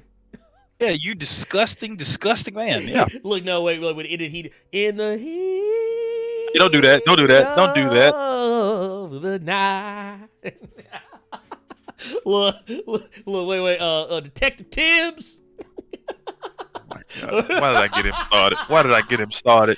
Oh, Lord Jesus. Anyway. You know what? Speaking of TV shows no one's probably going to watch. Or maybe they will. I don't know. Did you know that, where are we at on time? You know what? No, fuck that. Get this shit out of here. I don't care about any of this shit. I don't care about any of this shit. Fuck it. I don't care about any of that. None of these stories, they suck. They suck. They're terrible. Let's go to questions. Okay. I looked at the time. I looked at the time and I was like, hold on, wait a minute. I was like, hold on, wait. What? I was like, what time is it right now? I was like, oh shit, nah, we got questions, man. We got questions to talk about. Anyway, so that said, go ahead and start throwing your questions in. We're gonna start. I'm gonna go back and read these super chats while y'all get your questions together. And we'll go from there. How about that? Where did we leave off on super chats? Here we go. I found it. We got Nightway coming through the $5 super chat, putting the fist up. I appreciate it. Thank you. I freaking love comics with the $4.99 super chat. Says, like his sentiment, burning it down and making it only for kids is ridiculous, though. I don't think necessarily, and I think, once again, kids. When he says middle grade readers, I think what he's roughly referring to is people who are, at least the way I read it, was people who are roughly between late elementary to like just before high school age, or maybe even like early high school age, which honestly, that was when I was fucking reading comics. So it is what it is. Let's see. 999 Super Chat said, Carter nailed it. My son has always loved superheroes and never really cares about comics. When I ask him how he knows about this character or whatever, he talks about YouTube. It's not 1985 anymore. This is also true. However, that doesn't mean they can't enjoy comics. Like my kid. You know, granted, she's only 5. But she is fully and keenly aware of who Venom, Spider-Man, Storm, Wolverine, Captain America, Hulk, you know, all of these various and sundry characters. She can name them on sight. Yeah. But you have to put the things in front of them and give them an opportunity to or give them an opportunity to discover them on their own. Like, it's kind of one of those things, like, you know, we always feel like, you know, people are like, oh, I'm gonna make my kid like comics, or I'm gonna teach my kid to like comics. You can't really do that. You can put it in front of them or allow them to discover it on their own, and then they'll figure it out for themselves. But it's also one of those things too, depending on the age of the kid. It just depends. I mean, like I said, it's a case-by-case basis. Not every kid's going to be into it. And, you know, the norm is for them to go play Fortnite or, you know, whatever. Yeah. But, you know, your kid can be the exception or they can be the rule. Start it out. Plus, I think another thing, though, is just because of this generation of people and kids, and just like there's that film that's out right now about how much people are on their phones and things like that. I think it's a little bit of laziness at the same time, where you could tell someone that this is going on in a comic with the favorite Marvel character, like, oh man, that's sweet. They're not gonna go fucking read it. And my whole thing was they every week. Yeah, you know what I'm saying. And I think. My whole point was I didn't read it. I just watched your video. Exactly. I mean, I just saw a motherfucker on Donnie Cates' Twitter when he was talking about Thor, and some motherfucker asked him, "Man, all you gotta do is put Beta Ray Bill in it." And I mean, like both Donnie Cates and I just like, dude.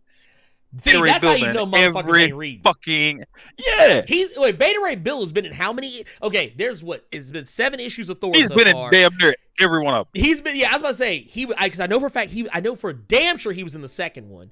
I think he came in the second one. He was in the third one. I'm pretty sure he was in 4 or 5. Maybe I can't remember if he was in Thor number 6. My memory is hazy. I've slept since then. Point of the matter is that motherfucker have been there. Yeah, but my whole point was just that a lot of these the demographic that he wants to go for, that wants to read these comics, they're not reading that shit because they would much rather soak it in from YouTube. They would much rather soak it in a video game, or just wait until the movie comes out, or this, that, there. So a lot of them aren't going to do that if they have more ways of where they don't have to waste time and it's honestly it's laziness, but they don't have to waste time turning a page if all they got to do is turn their screen to the side. Well, but here's the thing though, but see, I find that argument kind of null and void though, because they'll read manga on a screen. So just tell good stories, tell stories that fit their sensibilities, and you can bypass that entirely. Because I know some kids that actually they'll go on their fucking phone and read the latest chapter of My Hero Academia on Viz or in some other fashion. Whatever. So I mean, it's one of those situations where like, I think that it can be done. Okay. I think it can be done. Let's see. Reggie Simmons says $5 super chat says, Carter's right. As an educator, I see young people reading manga and manhwa more than I see them reading comics. Once again, I go back to my original statement. I also see these very same kids reading this shit on their phone. There are multiple ways to read American comics on your phone. It can be done. You just have to get them interested and let them know these stories are out there. And that's kind of the problem, is advertising. Marvel doesn't really do a good job of advertising these stories exist. Neither does DC. Image is not even that good at it, and they have some of the best stories out there. The thing is, you have to put the shit in front of people. Otherwise, they don't know it exists, which is why I say if you put it in grocery stores and places that other people can see it, I'm not saying you're going to change the game by putting, I'm not like, once again, let me go back to it. You're not putting you're not making a bread aisle into the comics aisle. You're taking like you take one of those little spin racks like they used to have, put it by fucking cash registers. Done. It's a wrap. They buy it, they don't buy it, whatever. But they can't read what they don't know exists. That's kind of my thing. But like I said, I was a different kid. I enjoyed reading. And it is what it is. Conway Bergdahl with the 499 super chat says, just because, man, keep up the content. Man, I appreciate it. Thank you. That is awesome of you. Let's see here. Let's Was that see. was that last super chat? Yeah. So I'm seeing a question right now from Jason Davison. Sorry, I butchered your name there, Jason. Blerd and Carter, based off of, I'm assuming that's X-Force number 4. Is the Husk resurrected? Have a soul? If not, couldn't they just resurrect an earlier rock slide? Love the show. No. Okay. All right. Yeah. Okay. Let's address this. Okay. So he's talking about X Factor number 4. Okay. Oh, X Factor number he's 4. talking Okay, about okay. he's talking about he's basically talking about what happened to Rock Slide when he got Yeah, the video you put out. Yeah, he got Okay. clapped in Tennosaurus creation number 1. Okay, so here's the deal. And I'm gonna say this very plainly. Okay, so when a mutant is resurrected, yes, it is a clone of their original body and aged to the point that they were when they died. However, the thing I want to point out, the essence of that character is then placed back into them, their memories and everything. So yes, essentially that body is a clone, but it is that person for all intents and purposes that they originally were beforehand. All right, now let's look at creation. The reason why they can't go back is because those files are corrupted. The files that they use to store those memories are corrupted because he went to Otherworld and he died there. It went back and affected, like, once again, notice that when it happened, when Rockslide was brought back, there was a feedback loop that went through all of the Cerebros that were on Krakoa. So I'm thinking of that damn happening. Xavier screen because of you. That's the only thing that popped in my Yeah, I put that head. shit there for a reason. Well, did you ever? There was an episode, I believe. I think it was an episode. Maybe it wasn't. Maybe this is a Mandela effect. But it was like, what was it? They were like, previously on X-Men. Charles screaming. Like every episode I felt was that way. Let's see here real quick. I Freaking Love Comics says, Blur Without Fear. Can I plug my ish? Yes, you may. I do. One thing I will say about that is you called it a very long time ago when this run started, that Jonathan Hickman, he has a reason for why he puts shit into shit. So I remember a lot of people that complain that, well, if they die, they can just get resurrected, then what's the fucking point? And then this happens. So I will give you props that you called this shit damn near 10 episodes some odd ago. That there'll probably be some. Hickman knows what he's doing. Hickman plays the long game. So yeah, I will give you props in that, because I never thought about that. Well, that's my thing though. That's my thing though, and I wish more people looked at this. Jonathan Hickman has come out and said that anything that you look at and think of as a plot hole is actually a narrative thread for him to come back and address at a later date. If he puts a plot device in, it's something that's going to be addressed at a later date. A lot of people, see, this is how I can tell motherfuckers don't understand how storytelling works. Like, we were talking about, like, motherfuckers, you can tell a motherfucker ain't reading a comic based on the dumb shit they say. This is how I can tell. Because motherfuckers will come out and they'll say shit, be like, well, I just feel like them being able to resurrect themselves is stupid and serves no purpose. You don't know what purpose it serves because he hasn't told you yet. He's going to tell you eventually. Jonathan Hickman is not the type of writer that's going to just leave that shit out there and be like, yep, this is the thing now, accept it. No, he's putting it there because it can be taken away. You can give somebody something and then take it back. He is essentially, and I don't like to use this term, but I think it's problematic nowadays.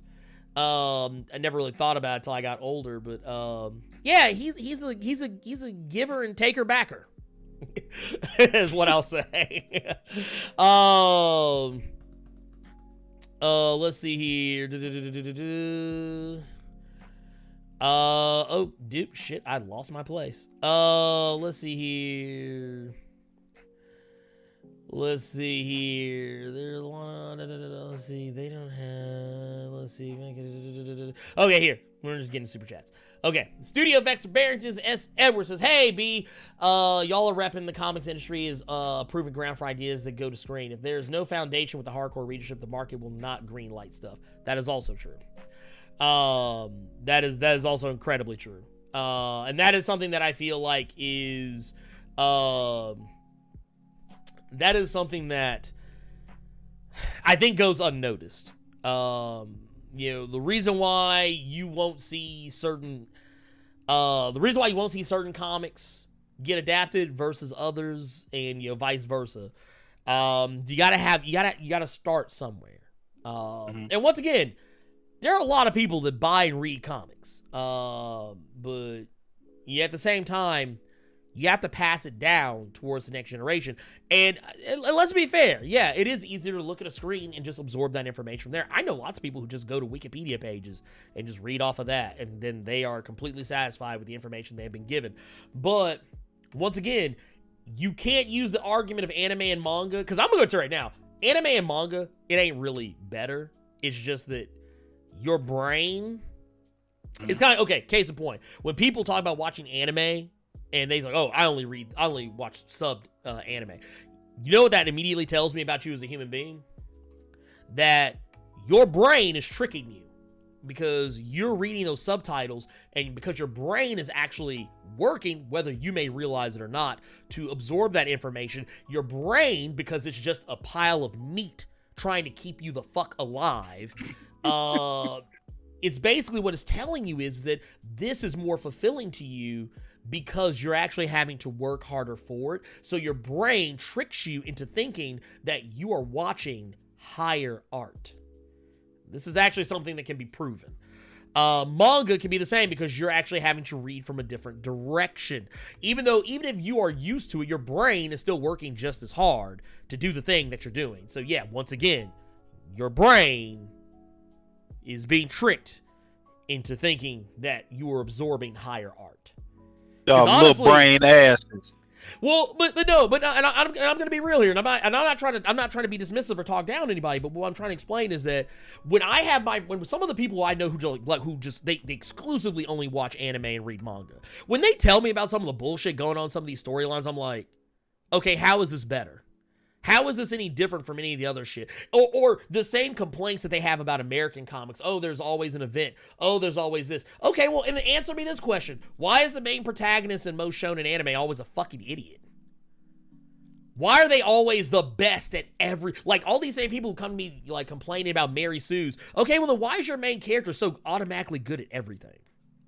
Why you gotta bring Goku into this, man? Why you gotta bring Goku into this? Oh, no, not even just him. I'll even bring up Midoriya. I love My Hero Academia, but one of the things I can't stand about it is this is a fucking Mary Sue story. It's like, oh, I got everything I ever wanted. That's a Mary Sue by definition. And to be fair, all superheroes are Mary Sues, but that's another story altogether. That's a conversation folks ain't ready for.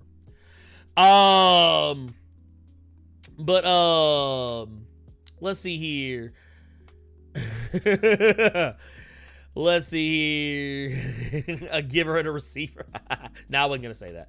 Oh, gotcha. Cool.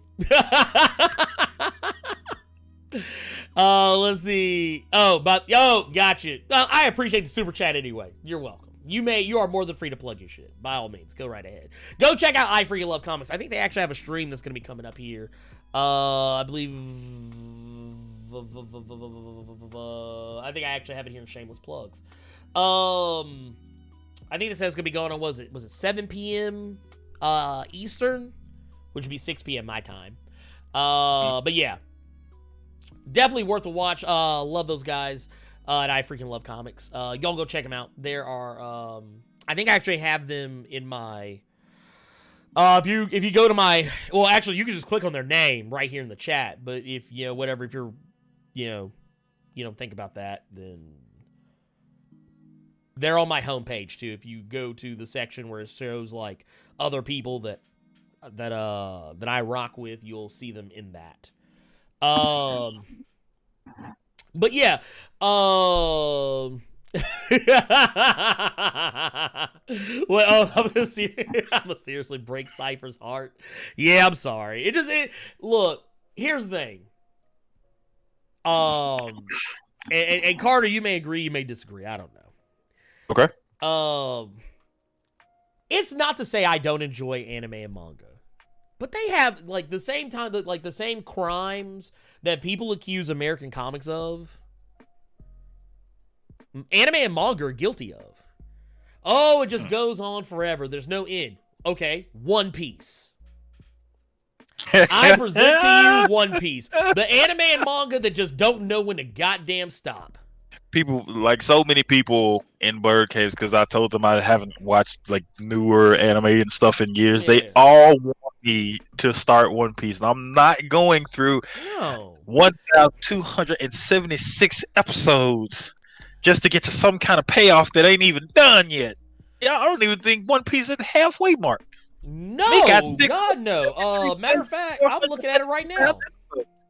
Hold on. Here, wait a minute. One Piece. Here we go. Here, watch this. Watch this. I'm gonna put you on game. I'm gonna put you on game here. Guess how many episodes One Piece has? Let me see. I think we've had this conversation. I told you, like, Lil Majin is the one who still watches every single fucking episode. I'm gonna say, give me smooth. Let me get a smooth 800. You are incorrect. 943 as of today. See, look at that. That's too many goddamn episodes. It's at 1,040 episodes. What he just said. Look, if you can't tell me a story in 24 to 25 episodes, I don't fucking want it. I don't fucking want it. I'll give you a pass. Like, okay, like Full Metal Alchemist Brother, it's like, I think 67 or 68 episodes or whatever. But at least they told the fucking story. They didn't drag the shit out. How many seasons would that be? I don't know the season number. Oh, wait a minute. Let me see something here. Wait, actually, you know what? I might be able to tell you. So far, it's... Ooh, no. Baby, honey, child. They are on season 20. Dude, that's that it? shit. Yeah, exactly. The Simpsons got like 30 goddamn. Right? but here's my thing, though. My Hero Academia, I think, has like almost 300 issues, so to speak. I'm sorry. I feel like when people say like, oh, anime and manga is better because XYZ, it's like you're being disingenuous, because anime and manga has a lot of the same problems. They go on for too long. They tend to write themselves into corners and usually end very terribly. They don't have events, but they run for too goddamn fucking long. They use all the same fucking character tropes. The terrible female protagonist, who, like, if it's a male protagonist that's leading the show, there'll be a lead female character who's usually written so terribly it's not even funny. It's almost comical. It's almost laughable how awful they are, and it becomes a running gag for people who are fans of the show or comic or whatever the fuck. Another one of mine. There always has to be some kind of tournament arc or some kind. This is in shonen, is what I'm talking about here. There always has to be some kind of a tournament arc of some sort, or even if it's not a tournament, there's something that they have to do that is basically just kind of an arbitrary way to give multiple characters a chance to shine where they otherwise would not. It's kind of like how if they didn't have the Chunin exams in Naruto, then it would have been the fourth Great Ninja War. That's what it would have been if they didn't have that. It's stupid. It's like, and I'm not saying they're bad. I'm not saying you can't enjoy them. I'm just saying that, like, you need to be objective when you at least make those statements. Is my thing. Like, I enjoy anime and manga as much as the next guy, but I've been watching it long enough that I see all those tropes. Like, they're stupid obvious. And here, matter of fact, what was it? I remember there was one that I found. What was it? Also, how they depict people in school. For Christ's sakes, that's not real. Please get that out of y'all's head. Please get that out of y'all's head. Oh, flashbacks. Oh my God! So many flashbacks. Oh, we're in the middle of a fight. We gotta have a flashback. Dude, when I found, because Dragon Ball Z was my end to animes, and it wasn't until I started watching other ones, because I didn't know what the fuck a filler arc was, and I didn't know that a filler arc would last just as long as a full fucking season. It can. Oh no! You know that I had to tell a friend of mine who was watching Naruto, like, this was years ago. He's like, man, I just feel like this show's not going anywhere. And I said, well, what's going on? He said, I don't know, man. Naruto's trying to figure out how to stir a bowl of ramen with his Rasengan. I was like, man, you better skip that shit. I was like, you better skip that bullshit. Yeah, man, that's garbage. Garbage, I say. Oh, they talk too fucking much. I say this all the time. This is my biggest criticism. My biggest criticism of anime and manga. And this is Japanese media as a whole. So it's not even just anime and manga. This is Japanese storytelling. Here's one. Ernie, what are they supposed to do? No. Here's what they do. Some new thing, some new idea has been introduced. I'll use Shang-Chi as an example, just because it's easier. I am the leader of the Order of the Fist of the Five Weapon Dynasty or some bullshit. And then the character they're talking to be the leader of the Order of the Hand of the Five Weapon Dynasty. And then he'll be like, yes, the leader of the Order of the Hand of the Five Weapon Dynasty. Dude, get the fuck out of here with that shit. I don't need to hear it 3 times. I'm not fucking 2. Oh, I can't stand that shit. I can't stand that shit. Dude, because they do it in Kamen Rider too, and I can't fucking stand it. It's like, I'm like, dude, Japanese people think the kids are stupid. That's what they are. And I know why they do it. They do it because if you repeat it, like, once again, like I was talking about with fuckface, we were talking about fuckface earlier, that if you repeat something enough times, people absorb it, and that's why they do it. You repeat it 2 to 3 times, and then that's when people are like, oh, I get it now. You'll remember the name because you heard it 3 times in succession. Fucking hate that shit. I fucking hate that shit. It is so fucking dumb. Wait, what was another one? Because I sorry, we went way off the rails about questions. But yeah, I'm sorry. Like, also fan service. I don't need fan service in my goddamn anime and manga. I ain't trying to look up no 15-year-old girls skirt to see some draws. That's gross and disgusting. I remember. I'm with you on that one. No, no, and I'm not gonna put this motherfucker on blast because I ain't trying to talk shit about nobody. But there's a YouTuber who I spoke with a couple of years back, and we were talking about My Hero Academia and like who our favorite characters were, and I said that I liked Froppy, who is is that the one with the Dragon Balls on his head? No. Froppy is the one with the frog powers. Okay.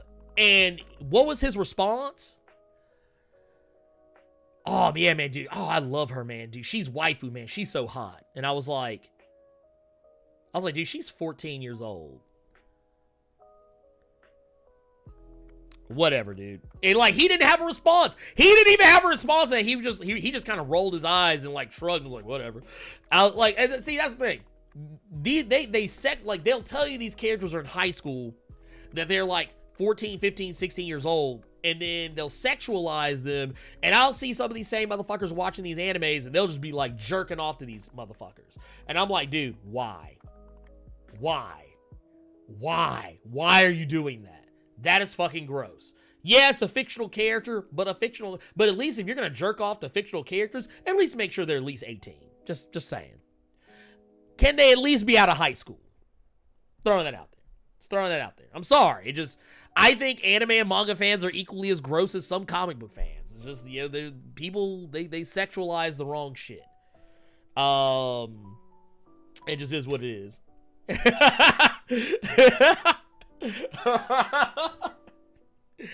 Oh, here, old me. Carter, would you, let's see if we got some questions. I'm looking. I see we got some in Discord already. Then I'm just saying some very random questions in the chat right now. Like some person asked, and I'm a fan of this character, and even I looked at that question and was just like, really, bro? Why is the Void older than the Sentry? Y'all just bored now. The Void is older than the Sentry because Stan Lee still watches Teletubbies. That's why. That's the answer to that very strange ass question. Let's see some other questions we got in here real quick. Let's see here. Wouldn't you agree that accessibility and consistency is an issue when it comes to superhero comics? Don't you think getting into comic books can be overwhelming and discouraging? From what he just said about anime right now, I would sure as shit rather read a comic than go into 900 episodes of One Piece. I mean, I'm just saying, like, don't get me wrong. One of my boys, NSA Jose, like, he loves One Piece and he will sing its praises. But every time he talks about it, the first thing I will bring up is like, that shit's too fucking long. That shit is too fucking long. I said, this shit is egregious. I said, like, matter of fact, I would sue them for killing my time. Yeah. Let's see. Linux saying that Kitty Pryde was dating Colossus and she was definitely underage. Yeah, no, definitely. Yeah. Oh, no, let's not stop there. Why stop there? Let's talk about the fact that Charles Xavier was perving on Jean. Yeah. Come on now, y'all.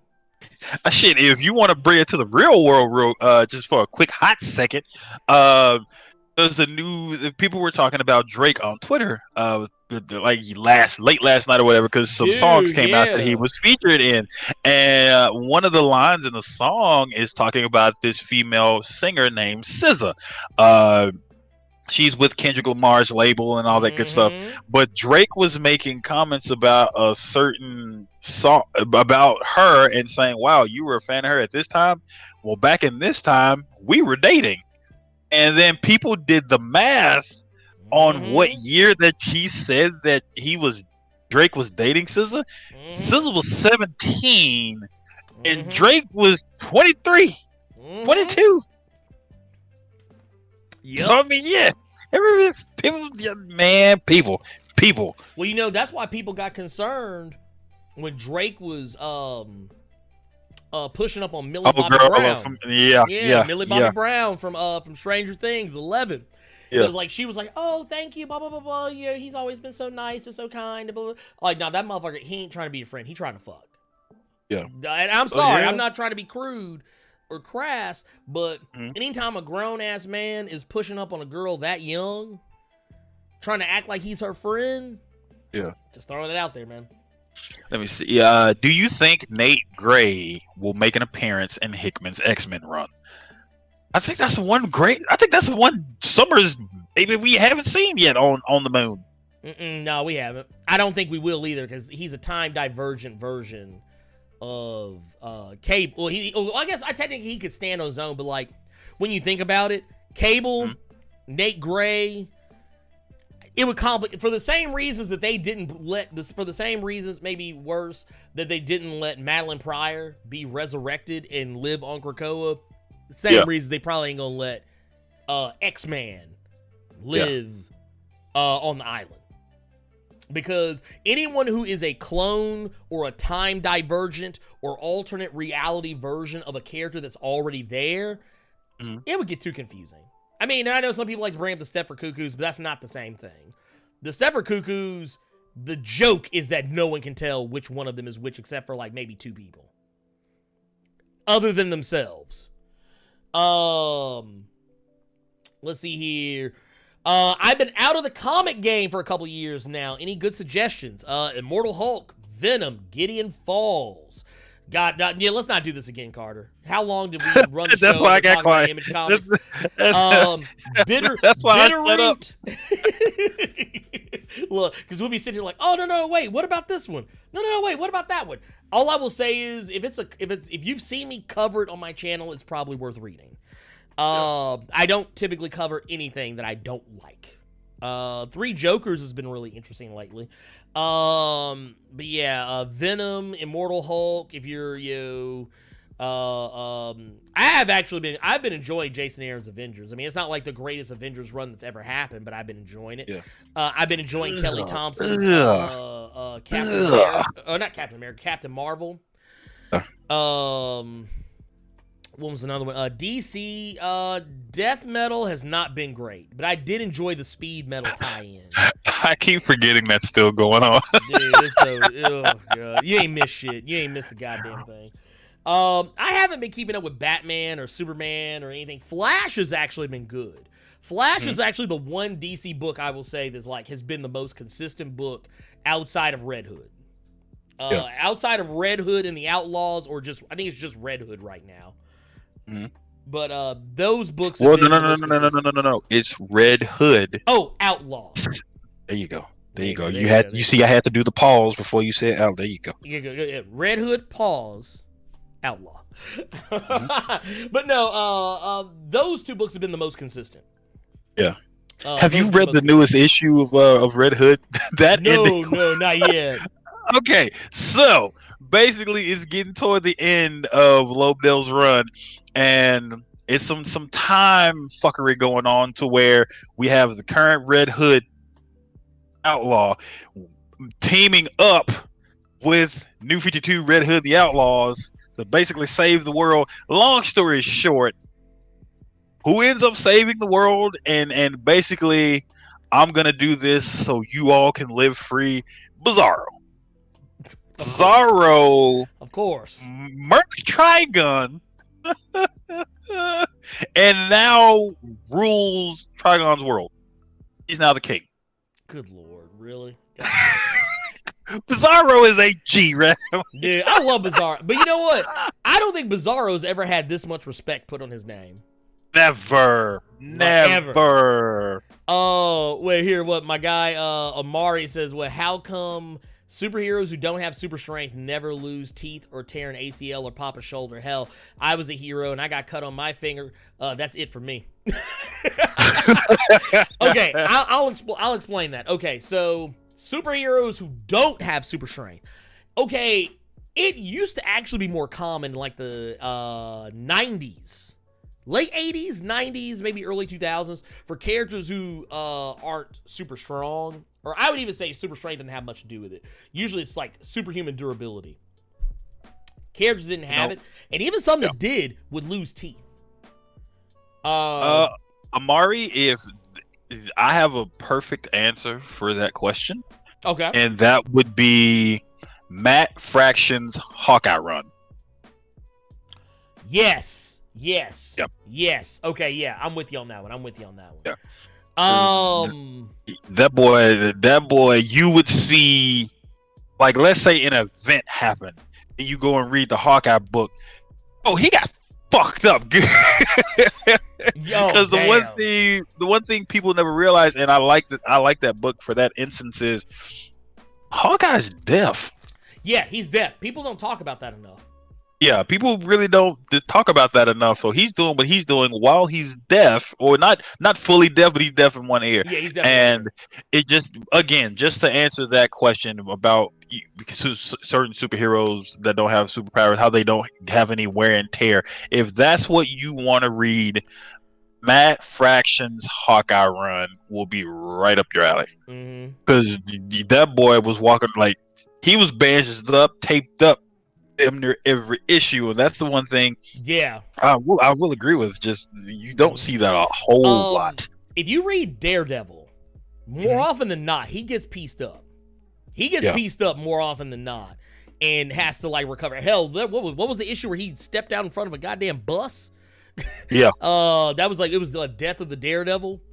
That was Charles Soule, and that wasn't that long ago. That motherfucker was it wasn't. Up. That's That motherfucker was laid up. That motherfucker was like this. He had the one leg, like you like old school. He had the one arm in the sling. He had one leg cocked up. That's how he was. He was. I forgot about that Soul, but yeah, he that boy did a full Family Guy pose when he got hit. Dude, he was gone.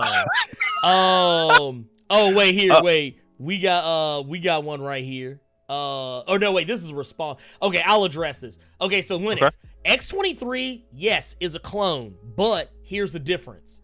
She's not an exact clone of Wolverine. Yeah. So that's the difference. Not to mention, we learned about a couple of years back, though she's a clone, she was a clone that was actually carried to term. She has an actual mother. I feel like we talked about this last Yeah, week. we talked about this before. Like, I feel like people just don't, like, some people either miss it or just don't notice it, or maybe they just love hearing us retell the story. Yeah. Or they hope that we'll give them some insight that they didn't get the last time. I don't know. Yeah. Who would you cast? Who would you cast for Moon Knight? For Moon Knight? Shit, not Keanu Reeves. Yeah. I thought he was an eternal, celestial, eternal man. I don't know. People still keep saying he's probably going to wind up being in Moon Knight, because the rumor last week is that we would get Moon Knight news this week or next week, and then we got Kamala Khan news instead. And now I'm thinking we'll probably get Moon Knight news pretty soon, because it sounds like Marvel's go ahead and getting all their folks like lined up so they can get ready to get started on production as soon as things can go into motion. But no, as far as like Moon Knight, oh man, I tell you what, okay, you know what? I got an idea. I y'all probably hate me for this one. I want to see some real. Okay, how many of y'all are familiar with the actor Travis Fimmel? Sounds familiar. He played Ragnar on the TV show Vikings. Okay, yeah. I watch. There's a new HBO Max series called Raised by Wolves. Yeah, he's on there. He's a fucking nut job. Yeah, okay. Mm-hmm. So Travis Fimmel would be my guy. Travis Fimmel would be my dude. If it was my pick, my shot, my call, that's who I would pick to play. Mm-hmm. You look him up, Travis Fimmel. Look up Travis Fimmel Vikings or Travis Fimmel Raised by Wolves. Actually, if you have HBO Max, go ahead and watch Raised by Wolves. It's a really good show. Matter of fact, I discovered somebody today that actually would not mind seeing play Blue Marvel. Mm-hmm. And it's the one brother. Actually, it's more than one brother. It's you know what I'm talking about. I actually like that dude, man. He is good. He got a jacked up name though. His name is Abu Bakar Salim, I think is his name. Thank you. Oh man, I need let me get some hand sanitizer. A very weird sneeze you just did, but bless you. But no, he plays father on Raised by Wolves. Dude, I actually like him, dude. He actually he be killing me. And I think that dude's tall as fuck too. Yeah. He looks like somebody who could be Blue Marvel, if that makes any sense. See, Free Gamer 26 he said who I was gonna say as Moon Knight as a troll. I was just gonna be a troll and say that name. I was gonna say Daniel Radcliffe. I don't want that. But no, for Moon Knight, honestly, even though he's gonna be on The Boys next season, I want Jensen Ackles as Moon Knight. I think that'd be dope to see. Okay, you know what? I'll fuck with you on that one. I'll fuck with you on that one. Or the actor who played the Invisible Man recently. That motherfucker, he was almost like Jim Carrey. He knew how to play a creepy white man too well. Mm-hmm. I bet that dude probably legit been stalking bitches. Yeah, like it's like John Bernthal. You can't tell me John Bernthal killed somebody for real. He knows how to play a crazy white man too well. Let me see something here. Do One Piece have any black characters as the main crew? Don't know. Haven't watched it. I watched it just long enough to know I don't like it. What property would you like Hickman to jump on after X-Men, Doctor Strange for you? Okay, so for Black Gay Comic Geek, what I would like to see Hickman do. I would like to see Hickman do is I actually think after leaving the X-Men, the attention to detail that he has for a character, for characters the likes of the X-Men, as iconic as the X-Men, making them as popular as they are like right now, I would actually like to see him do something with the Hulk. Like, I actually would like to see what he could do with the Hulk. And yeah, or you know what? If not Hulk, maybe Thor. Though I'm enjoying Donny Cates' run, so I don't want it to end. But if it were somewhere down the road, I would not mind seeing him see him do some work for one of those two characters. I actually wouldn't mind. Okay, you know what? I'm gonna take here's one, and I don't think people will see this coming. I wouldn't mind seeing him putting the same level of respect that he's putting to the X-Men on because he has a way of taking things and twisting how you used to view them. Yeah, man. Ooh, okay. If anyone could make the Sentry interesting to me, it would be Jonathan Hickman. Yeah. He'd be the one. If anyone could make me read the Sentry, it would be Jonathan Hickman. I'll give you that. Because I think Hickman would take that motherfucker and flip him. He'd flip that motherfucker on his head like 20 million times and actually make him like a much more interesting character. Did you read the Mark Waid book? The Mark Waid one, I think was that the 5 issue mini? Yeah. I didn't finish it. I read like the first 2 issues. I need to. I'll finish. Savage creature, John Spartan. You're a savage creature. You should have finished that. I like Mark Waid though, so now I think about it, I'll go back and I'll give it a fair shake. I actually give Mark Waid a fair pass on most things. I am not fully up to speed on Daredevil just yet. Yeah. I read the annual just recently. I haven't read the most recent issue. Yeah. See, I wouldn't even want. This is gonna get me in trouble. But I don't have a Marvel character that I would want Jonathan Hickman to go to because he's done a lot for a lot at Marvel. And honestly, after this whole X-Men thing is done, if he can leave it in good hands and someone won't fuck it up. Right. Honestly, I want him to go to DC. Because I would love to see what he would do over there. Because I think he would be, yeah. He would be just enough of Grant Morrison crazy, but not full on. You're a fucking psychopath, dude. No, I got it. Green Lantern. Put that motherfucker on Green Lantern. That would be dope. That would be dope. Put that dude. Okay, here's 2 comics you could put Hickman on at DC that you would immediately have my money every month. Green Lantern, The Flash. He could do either one of those. I think he might be a little too detailed for The Flash, but I feel like he would be able to put the Flash's mythos into such a perspective that people would it would be more digestible to most people. I would love how to see Hickman would write Guy Gardner. That'd be fucking hilarious. Well, you know what? See, you said Green Lantern and something just came to mind because this is one thing that none of you in this chat, I don't even think Ernie read all of it, but here's the thing. The best Lantern book at one point was not Green Lantern.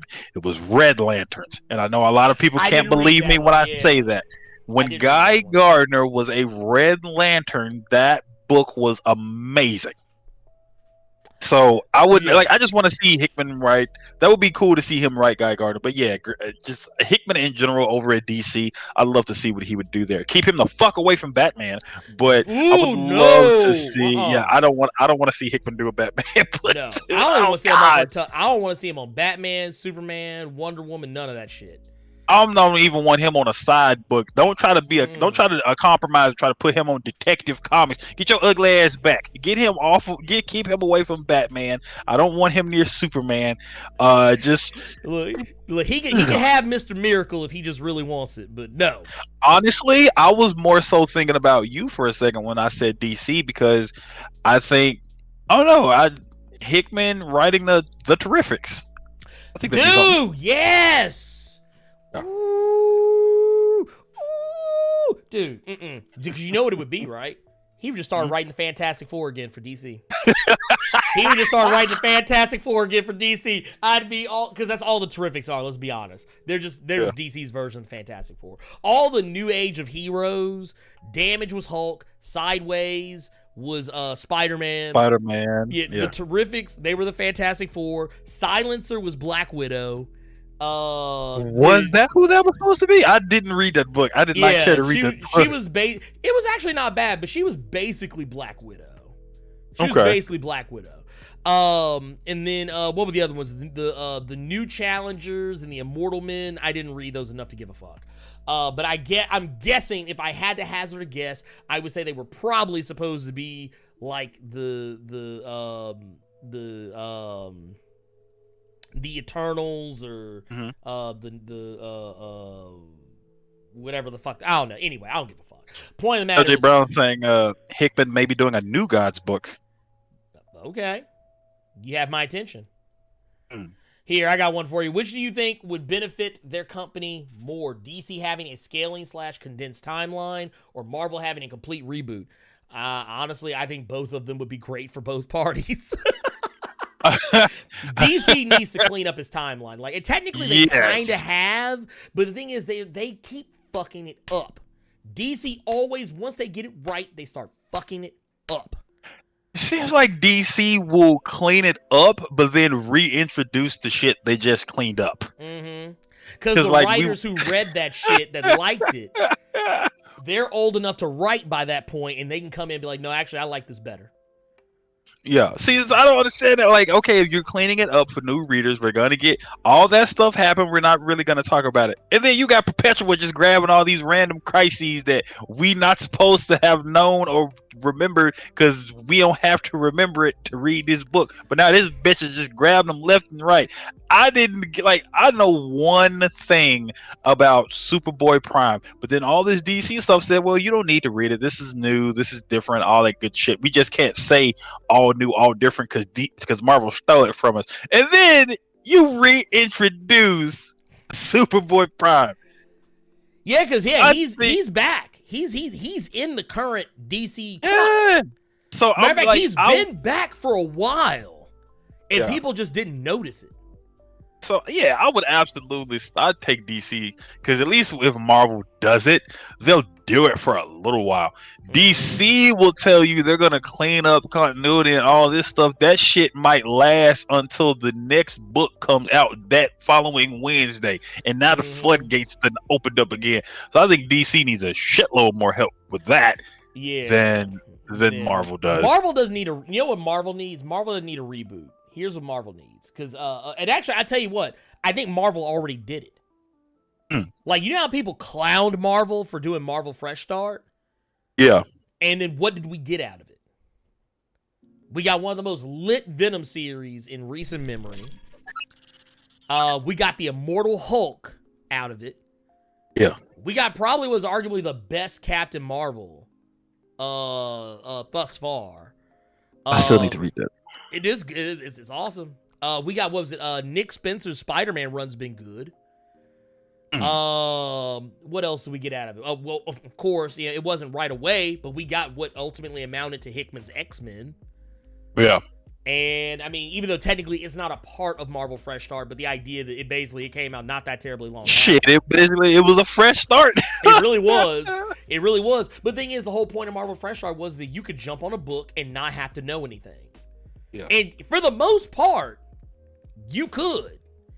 Like, it was a good jumping on point, and that's what DC needs to do. Don't do a whole fucking line-wide reboot. Just don't fuck up the timeline. Just make it easier for people to jump in and not have to know shit. Yeah. By the way, Trents5, thank you for that $5 super chat sticker. Thank you for that. Much appreciated. Let's see here. Where else we got? Let's see. What are my feelings on the new Avengers game? I was ready for the grind. I played Destiny, but damn, I think this is a new level of grind on small ass. Actually, I don't think the maps are that small. Maps are actually huge. Really? Yeah, they're pretty fucking big. Because heck, the one where you're in the snow, that area is massive. And then some of the areas have little caverns in them that you sometimes don't notice.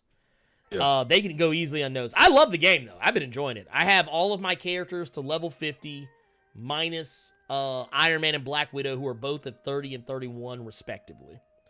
And I've got my Thor's power level to, like, I think right at 100. I got to get it to 150. That's the thing now, is getting their power levels up. But it actually isn't difficult to do. I'm a level grinder. I got, what was it, when I was playing as Captain America, dude, I scooped up 7 levels in one fucking mission. And I didn't do anything special. I just played the game as normal. But I love the game. I love the game. I think yeah, if you want, honestly, if you want Destiny maps, go to Destiny. But, like, I don't like Destiny, but I love Avengers. I actually love Avengers a lot. I'm in a different camp of, if I'm not playing with Ernie, I'm probably not playing because that game puts me to sleep. That's fair. You know, well, but I mean, it's different strokes for different folks, man. Like, when we're all playing, you, me, and Nerd 901, what have you. Oh yeah, we're having a blast. It's kind of like how we play Remnant from the Ashes, right? But it's just with this game, I don't know, man. I don't know. It's. I can tell you what it is for me. It's mindless fun. Like, I can turn my brain off and I can just grind. Because what I'll do, typically when I play the game, I'm usually doing something else. I think I told y'all, I have 3 different monitors up here. Boom, boom, boom. 4K monitor here, 2 1080p monitors here. I'll have Avengers on the 4K. I'll usually have a movie over here. Something going over here in this other monitor, like a vertical monitor. Like, I have it vertical so I can, read my digital comics on it. I'll probably have a comic over here doing that. I'll probably be watching a movie or a TV show over here on this side, playing the game. Hell, there's been times I've been playing another game with somebody else. Like, we'll be playing, like, Dead by Daylight or Among Us or some other game. And in between, like, during downtime, I'll start playing Avengers. Hell, I was on a motherfucker stream one night. Fire Nighthawk. I was on his stream. We were playing Dead by Daylight. And whenever we were between matches, because sometimes it would take a while for a match to pick up, I would just sit back and play Avengers while we were waiting for the next thing. Because I could pause it and then move on to something else. So yeah. By the way, I've gotten a little bit better at being a killer in Dead by Daylight. So I still hate that you got me back on that shit. I'm sorry. Because I streamed it last night, and I was just like, I wonder if I'm still good. And then the hate mail started coming in. It's just like, yep, I'm still there. Damn. Hey, Robo Strange, I will let you know next time I play, because I actually do like playing the game with other people, but the people I typically play with are always, like, Carter's usually at work sometimes that I'm playing. So, but yeah, I love playing the game. I love playing the fucking game. And I love playing with other people. It's way more fun to me with other people. But I have learned to love the game like playing solo, if that makes any sense.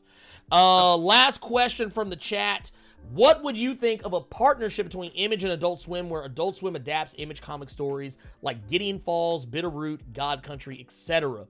I wouldn't trust it. I was about to say, it depends on how they do it. If they're going to be respectful to the comics and, like, make faithful adaptations, not say it has to be 1-to-1, but not trying to be funny with the shit. Like, make it in the way that, like, they do. Shit, I'm trying to think of a show they do that's actually serious. Because when I think of Adult Swim, I think funny. And none of these are funny. Yeah. But if I don't see them doing it. If you said HBO or in the case of Gideon Falls, like Shudder, I'd be like, okay, yeah, do it. Do that shit. Cut the goddamn check. Because the one show for Adult Swim that I used to watch, they canceled while they were in the process of finishing the fucking season, which was Venture Brothers. They just canceled it. So, but yeah, I don't see Adult Swim even doing something like that. No, they do these weird animated, hardcore, heavily violent, cringeworthy shows is what they do. Yeah, I'm not a fan. Toonami, maybe, but I think that's more so just the anime for people who don't want to have to go through these different websites and stuff like that to watch them. Yeah, no. We got 2 questions. Well, I'll tell you what. I'll go ahead and answer all 3 of them just as one. Okay, so in the Discord, we've got Yasuke26 says, will you ever do videos on Saga? I love the series. I was thinking about it because Saga's been on downtime for a while. Oh, remind me. But dude, Saga is long. Well, not long. I think what they hit, what were they at? 50? Were they at 50 issues? No, Yeah. no way. Hold on. Hold on. It's not it because the thing is, I don't think that it's just that it's long. They take long as breaks. Okay, got you. Oh, okay, you know what? I was wrong. It's 54 right now. 54? Okay, I thought it was like 50 something because I remember it was a big like deal. But 54 Saga, issues for some shit that came out March 2012. Which, I mean, don't get me wrong, I think the comic's great. Because that's what Brian K. Vaughan. Yeah, I mean, I like Brian K. Vaughan. Yeah. So yeah, one day maybe. I don't know. It just depends. It depends. I've been kind of trying to branch out and do other shit, but you know, we'll see. Yasuke also asks, do you think we'll see Luke Cage or Iron Fist back to TV soon? Hulu maybe, or in the MCU due to their contracts ending? I just want to see Heroes for Hire or Daughters of the Dragon. I think you will see them soon. Maybe not with the exact same actors. Maybe so. We did talk about this last week, actually, or the week before, that the rights are about to revert back. So you may. That's not a, don't quote me on it, but it could happen. Next up is Cosmic Genie asks, going off what you were talking about with anime and manga, despite being foreign and despite the popularity of comic book movies, why do you think manga and anime are still more, quotey fingers, popular though? Not just shonen, but a lot of manga, manhwa, toon comics just seem to have more buzz with more people than comics. Honestly, I think it's a counterculture thing, more than anything else. Like anytime something, okay, case in point, I'm gonna give you an analogy. Whenever people discover something new, or something that they're not used to seeing, yeah, they will tend to go extreme with it. Case in point, rock music. People who are into rock music, they discover rock, and they're like, oh, this is good. Then they discover hard rock. Oh, this is better. This is better. And you know what? That other stuff's trash. Then they discover heavy metal. Then they discover that there's something called metalcore. Then they discover there's speed metal. Then they discover that there's black metal, death metal, melodic death metal, industrial metal. You see where I'm going with this. They start, ultimately, they start going back and start thinking, oh no, this other stuff's garbage. This other stuff's trash. Now, that's a vocal minority speaking. However, it happens.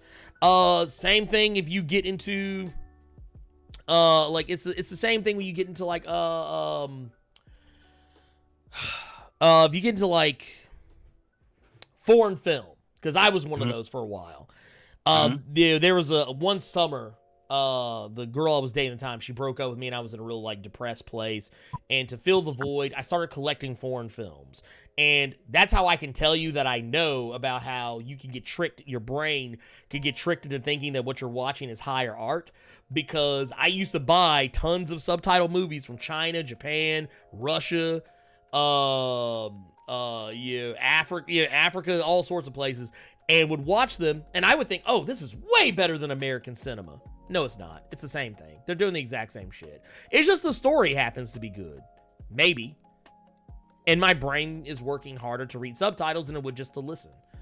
So because my brain is more engaged, once again, pile of meat hiding in your thick skull that is trying to keep you the fuck alive, has no other function. Your brain literally has no other function than to keep you alive and keep you happy, to make you think you're happy. It's the same reason why I tell people that when we talked about when you're presented with a fact, sometimes your brain will rail against it because it fucks with how because your brain starts thinking, wait a minute, he was just told that everything he used to believe is wrong now. Wait a minute, I have to protect him. He's gonna stop eating. What if he stops eating? What if he stops breathing because because he's in shock because of what he just learned? I can't let this happen. So you know what we're gonna do? The brain's gonna do the equivalent of la la la la la la la and make you just ignore it. Because that's what your brain does. It's a fucking pile of meat in your head trying to keep you the fuck alive. Don't ever think it's anything more than that. Your brain is not this complex. I mean, it is complex, but at the end of the day, it's a pile of meat. But don't think it's some complex cybernetic structure that the likes of Cyberdyne. No, it's not. It's far from it. But anyway, continuing on with the question, you think something akin to direct anime adaptations for manga could help comic books if we had direct animated adaptations of storylines? No, I don't think it would help at all, because go watch Sin City. Sin City is a one-to-one translation of a comic. Now, granted, probably not the best example, but it is one-to-one. They even said they didn't even make storyboards for the movie. They just used the comic. Now, here's the problem. Japan ain't even good at making adaptations of their own fucking anime and manga. So, no. No. Like, I can count the number of good anime adaptations to live action on, like, maybe one hand. Like, legitimately good ones. There's even some I could bring up you wouldn't even know what the fuck I was talking about. Because they're adaptations of manga that aren't, like, popular over here. Like, that's the thing I think people don't get about manga. For every popular anime and manga we have here, there's a gajillion more over there in Japan that are not even talked about. Just like how, like, a lot of people think, oh, that's all there is. No, there are more out there. Nobody talks about them. Because it's a cutthroat industry. Matter of fact, okay, case in point, you want to know why I don't support manga and anime as heavily as most people? The industry is toxic. And they overwork the people who write and draw for them. They have a more rigorous schedule than even American comics have. So yeah, that's why I don't fuck with manga that often. For the same reason that I love K-pop, but I don't support it as avidly as some others might. Because it's an industry that overworks its employees. Same way that all you people who are crying for Cyberpunk 2077 to come out, well, guess what? You're going to get it on time this time, because guess what CD Projekt Red is going to do? They're going to do the thing that they promised they wouldn't do, and that's crunch.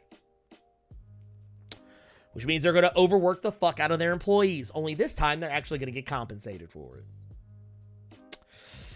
Mandatory overtime. 60-hour, 80-hour work weeks. Maybe even 100-hour work weeks, who knows? But no, but to put a finer point on it, I think it's just, honestly, it's counterculture. It is, at the end of the day, you find something that you love. People find something that they love, and they love it so much and so passionately that automatically, instead of just saying that, oh, this is great, and this thing is okay too, no, it becomes tribalism. It becomes, no, this is my camp, and nothing else can fuck with my camp, so I'm going to be in this camp, and fuck anyone who's in that camp. Like, anime and manga fans can't even agree on what's better, subs or dubs. Like, there's war within the camp, which honestly, you know what it is? It's a trick fucking question. It's whatever the fuck you enjoy watching. Subs aren't better than dubs, and dubs aren't better than subs. It's all subjective. It's all based on what you want. I don't count Ultraman either, because Ultraman is tokusatsu, by the way. Throwing it out there. The Blade of the Immortal is a good adaptation of a manga. I would also say that, yes, the Rurouni Kenshin series is a good adaptation of a manga. What was that one? Actually, you know what? JoJo's Bizarre Adventure, and this is obviously coming from somebody who's not the biggest fan of JoJo's Bizarre Adventure. I thought the JoJo's Bizarre Adventure live-action movie was really entertaining. I didn't hate the Bleach movie. But also, I don't like the Bleach anime, so there's that. Here, let's go another route. Let's see here. Well, thank you, Tom C. I don't care about accuracy, and that's the thing I think you're missing. I appreciate you dropping in, but I don't care about the accuracy, because it doesn't matter to me. Because I'm not even reading the entire subtitle, because usually subtitles are fast, and I'm not a fast reader. I read just enough of it to get the gist of what they're saying, and I move along. But also, I'm a multitasker. So yeah, I don't want to sit there and stare at a screen the entire time. Sometimes I like to look at other shit. Sometimes I like to read while I watch anime.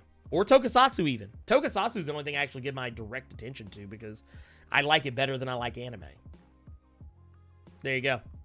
Anyway, point of the matter is, that's done. That's a wrap. Carter, what you got going on the rest of this time? Actually, I'm going to be streaming in an hour, I'm gonna be playing some more Control. I might be back on Dead by Daylight because your ass. I don't know, dude. I might actually try to get some Hades on stream, man. Dude, we need to do a kill your friends party. Ugh, y'all don't want to lose that bad. Oh damn, man, he's out here shooting shots. That shot is already shot, and you already caught the bullets. Y'all don't want. Damn. Y'all don't want that. Y'all don't want that. Damn. He said we ain't Y'all don't getting want no that. dubs. He said we ain't getting no dubs. No, sir. No, sir. I thought I'm I Darth think I'm a pretty Maul. good killer. And you look like a torso that needs to be stabbed Damn, that man's equal Qui-Gon Jinn me. Ain't that about a bitch? real quick. You try to go for the high ground if you want to, you gonna end up just like Anakin. You gonna scream it, you gonna be screaming, you hate me, and there will be no more Blerd Cave with Carter because you think get whooped so bad. Don't do that to yourself. Don't do this to yourself. Don't do that. Look, actually, I admit, because I was actually playing Dead by Daylight last night with Cypher from My Freaking Love Comics and the Melanated Timeline. And we were playing, and I remember it was one point, man, I stayed on the Jenny so long, I was so focused on not missing skill checks that the Huntress just pulled up on me. I didn't even see the bitch was behind me. You know what? Go ahead and do it. I will honestly, if you can get some people together to do it, kill your friends, I will absolutely be involved in that. I will absolutely stream that, and so people can see Carter's not talking spicy. Carter's just talking facts. No, I think this is not a this is not a prediction. It's a spoiler. But no, here's the jacked up part in it. I've actually watched Carter stream Dead by Daylight when he's playing Killer, and he's disgusting. He's disgusting.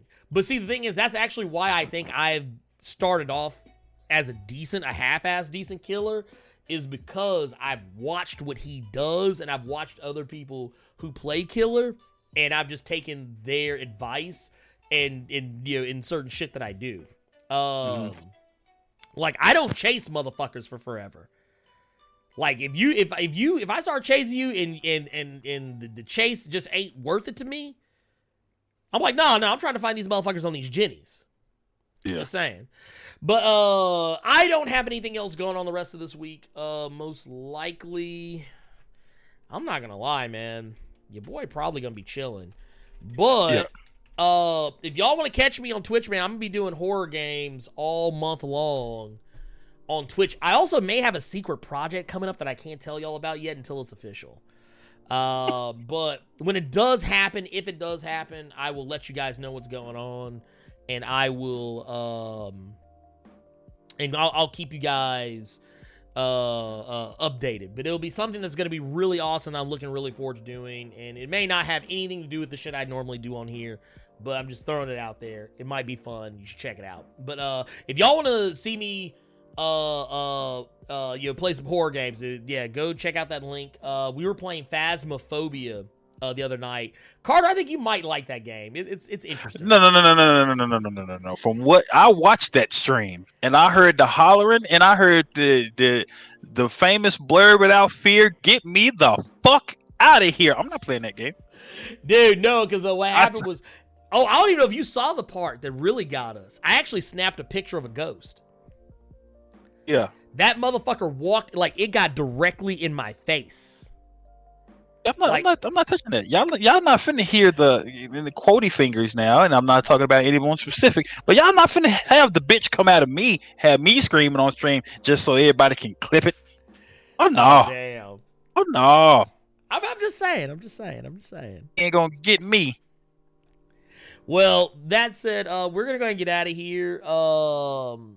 I guess, Carter, I'll probably see you in your chat here in just a little bit. I'm gonna go do some things. I might play The Forest. I don't know.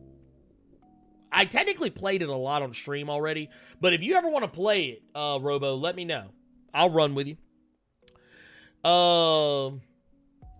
Like I said, there was that moment. I did say get me the fuck out of here, because that shit got wild. I was like, because is when we found the Ouija board, my sanity dropped to 0. I think is when that happened. And you can't run. There's no running in that game. You run very slowly. It's fucking stupid. But anyway, I'll catch you guys next time. Oh, by the way, I guess for the people, let me I want to drop a link in here because I noticed that like Nightbot or Stream Elements hasn't been doing its job lately. It has not been leaving the invites. It has not been leaving the invites for to join the Discord lately, and I just kind of recently figured that out. So if you want, that one. If you want to join the Discord, it is open. There's the link to join it. That should take you to the Discord, and yeah, just go from there. Anyway, we will see you all next time. Carter, make sure to go check out Carter tonight, or actually not tonight, but in an hour, and I will be there in the chat. Y'all be good. Take it easy. Go blow up Rob's Twitter. Tell him we need to get that collab together, and yeah, I'll catch you all next time. Keep it plus, old. Deuces. Peace.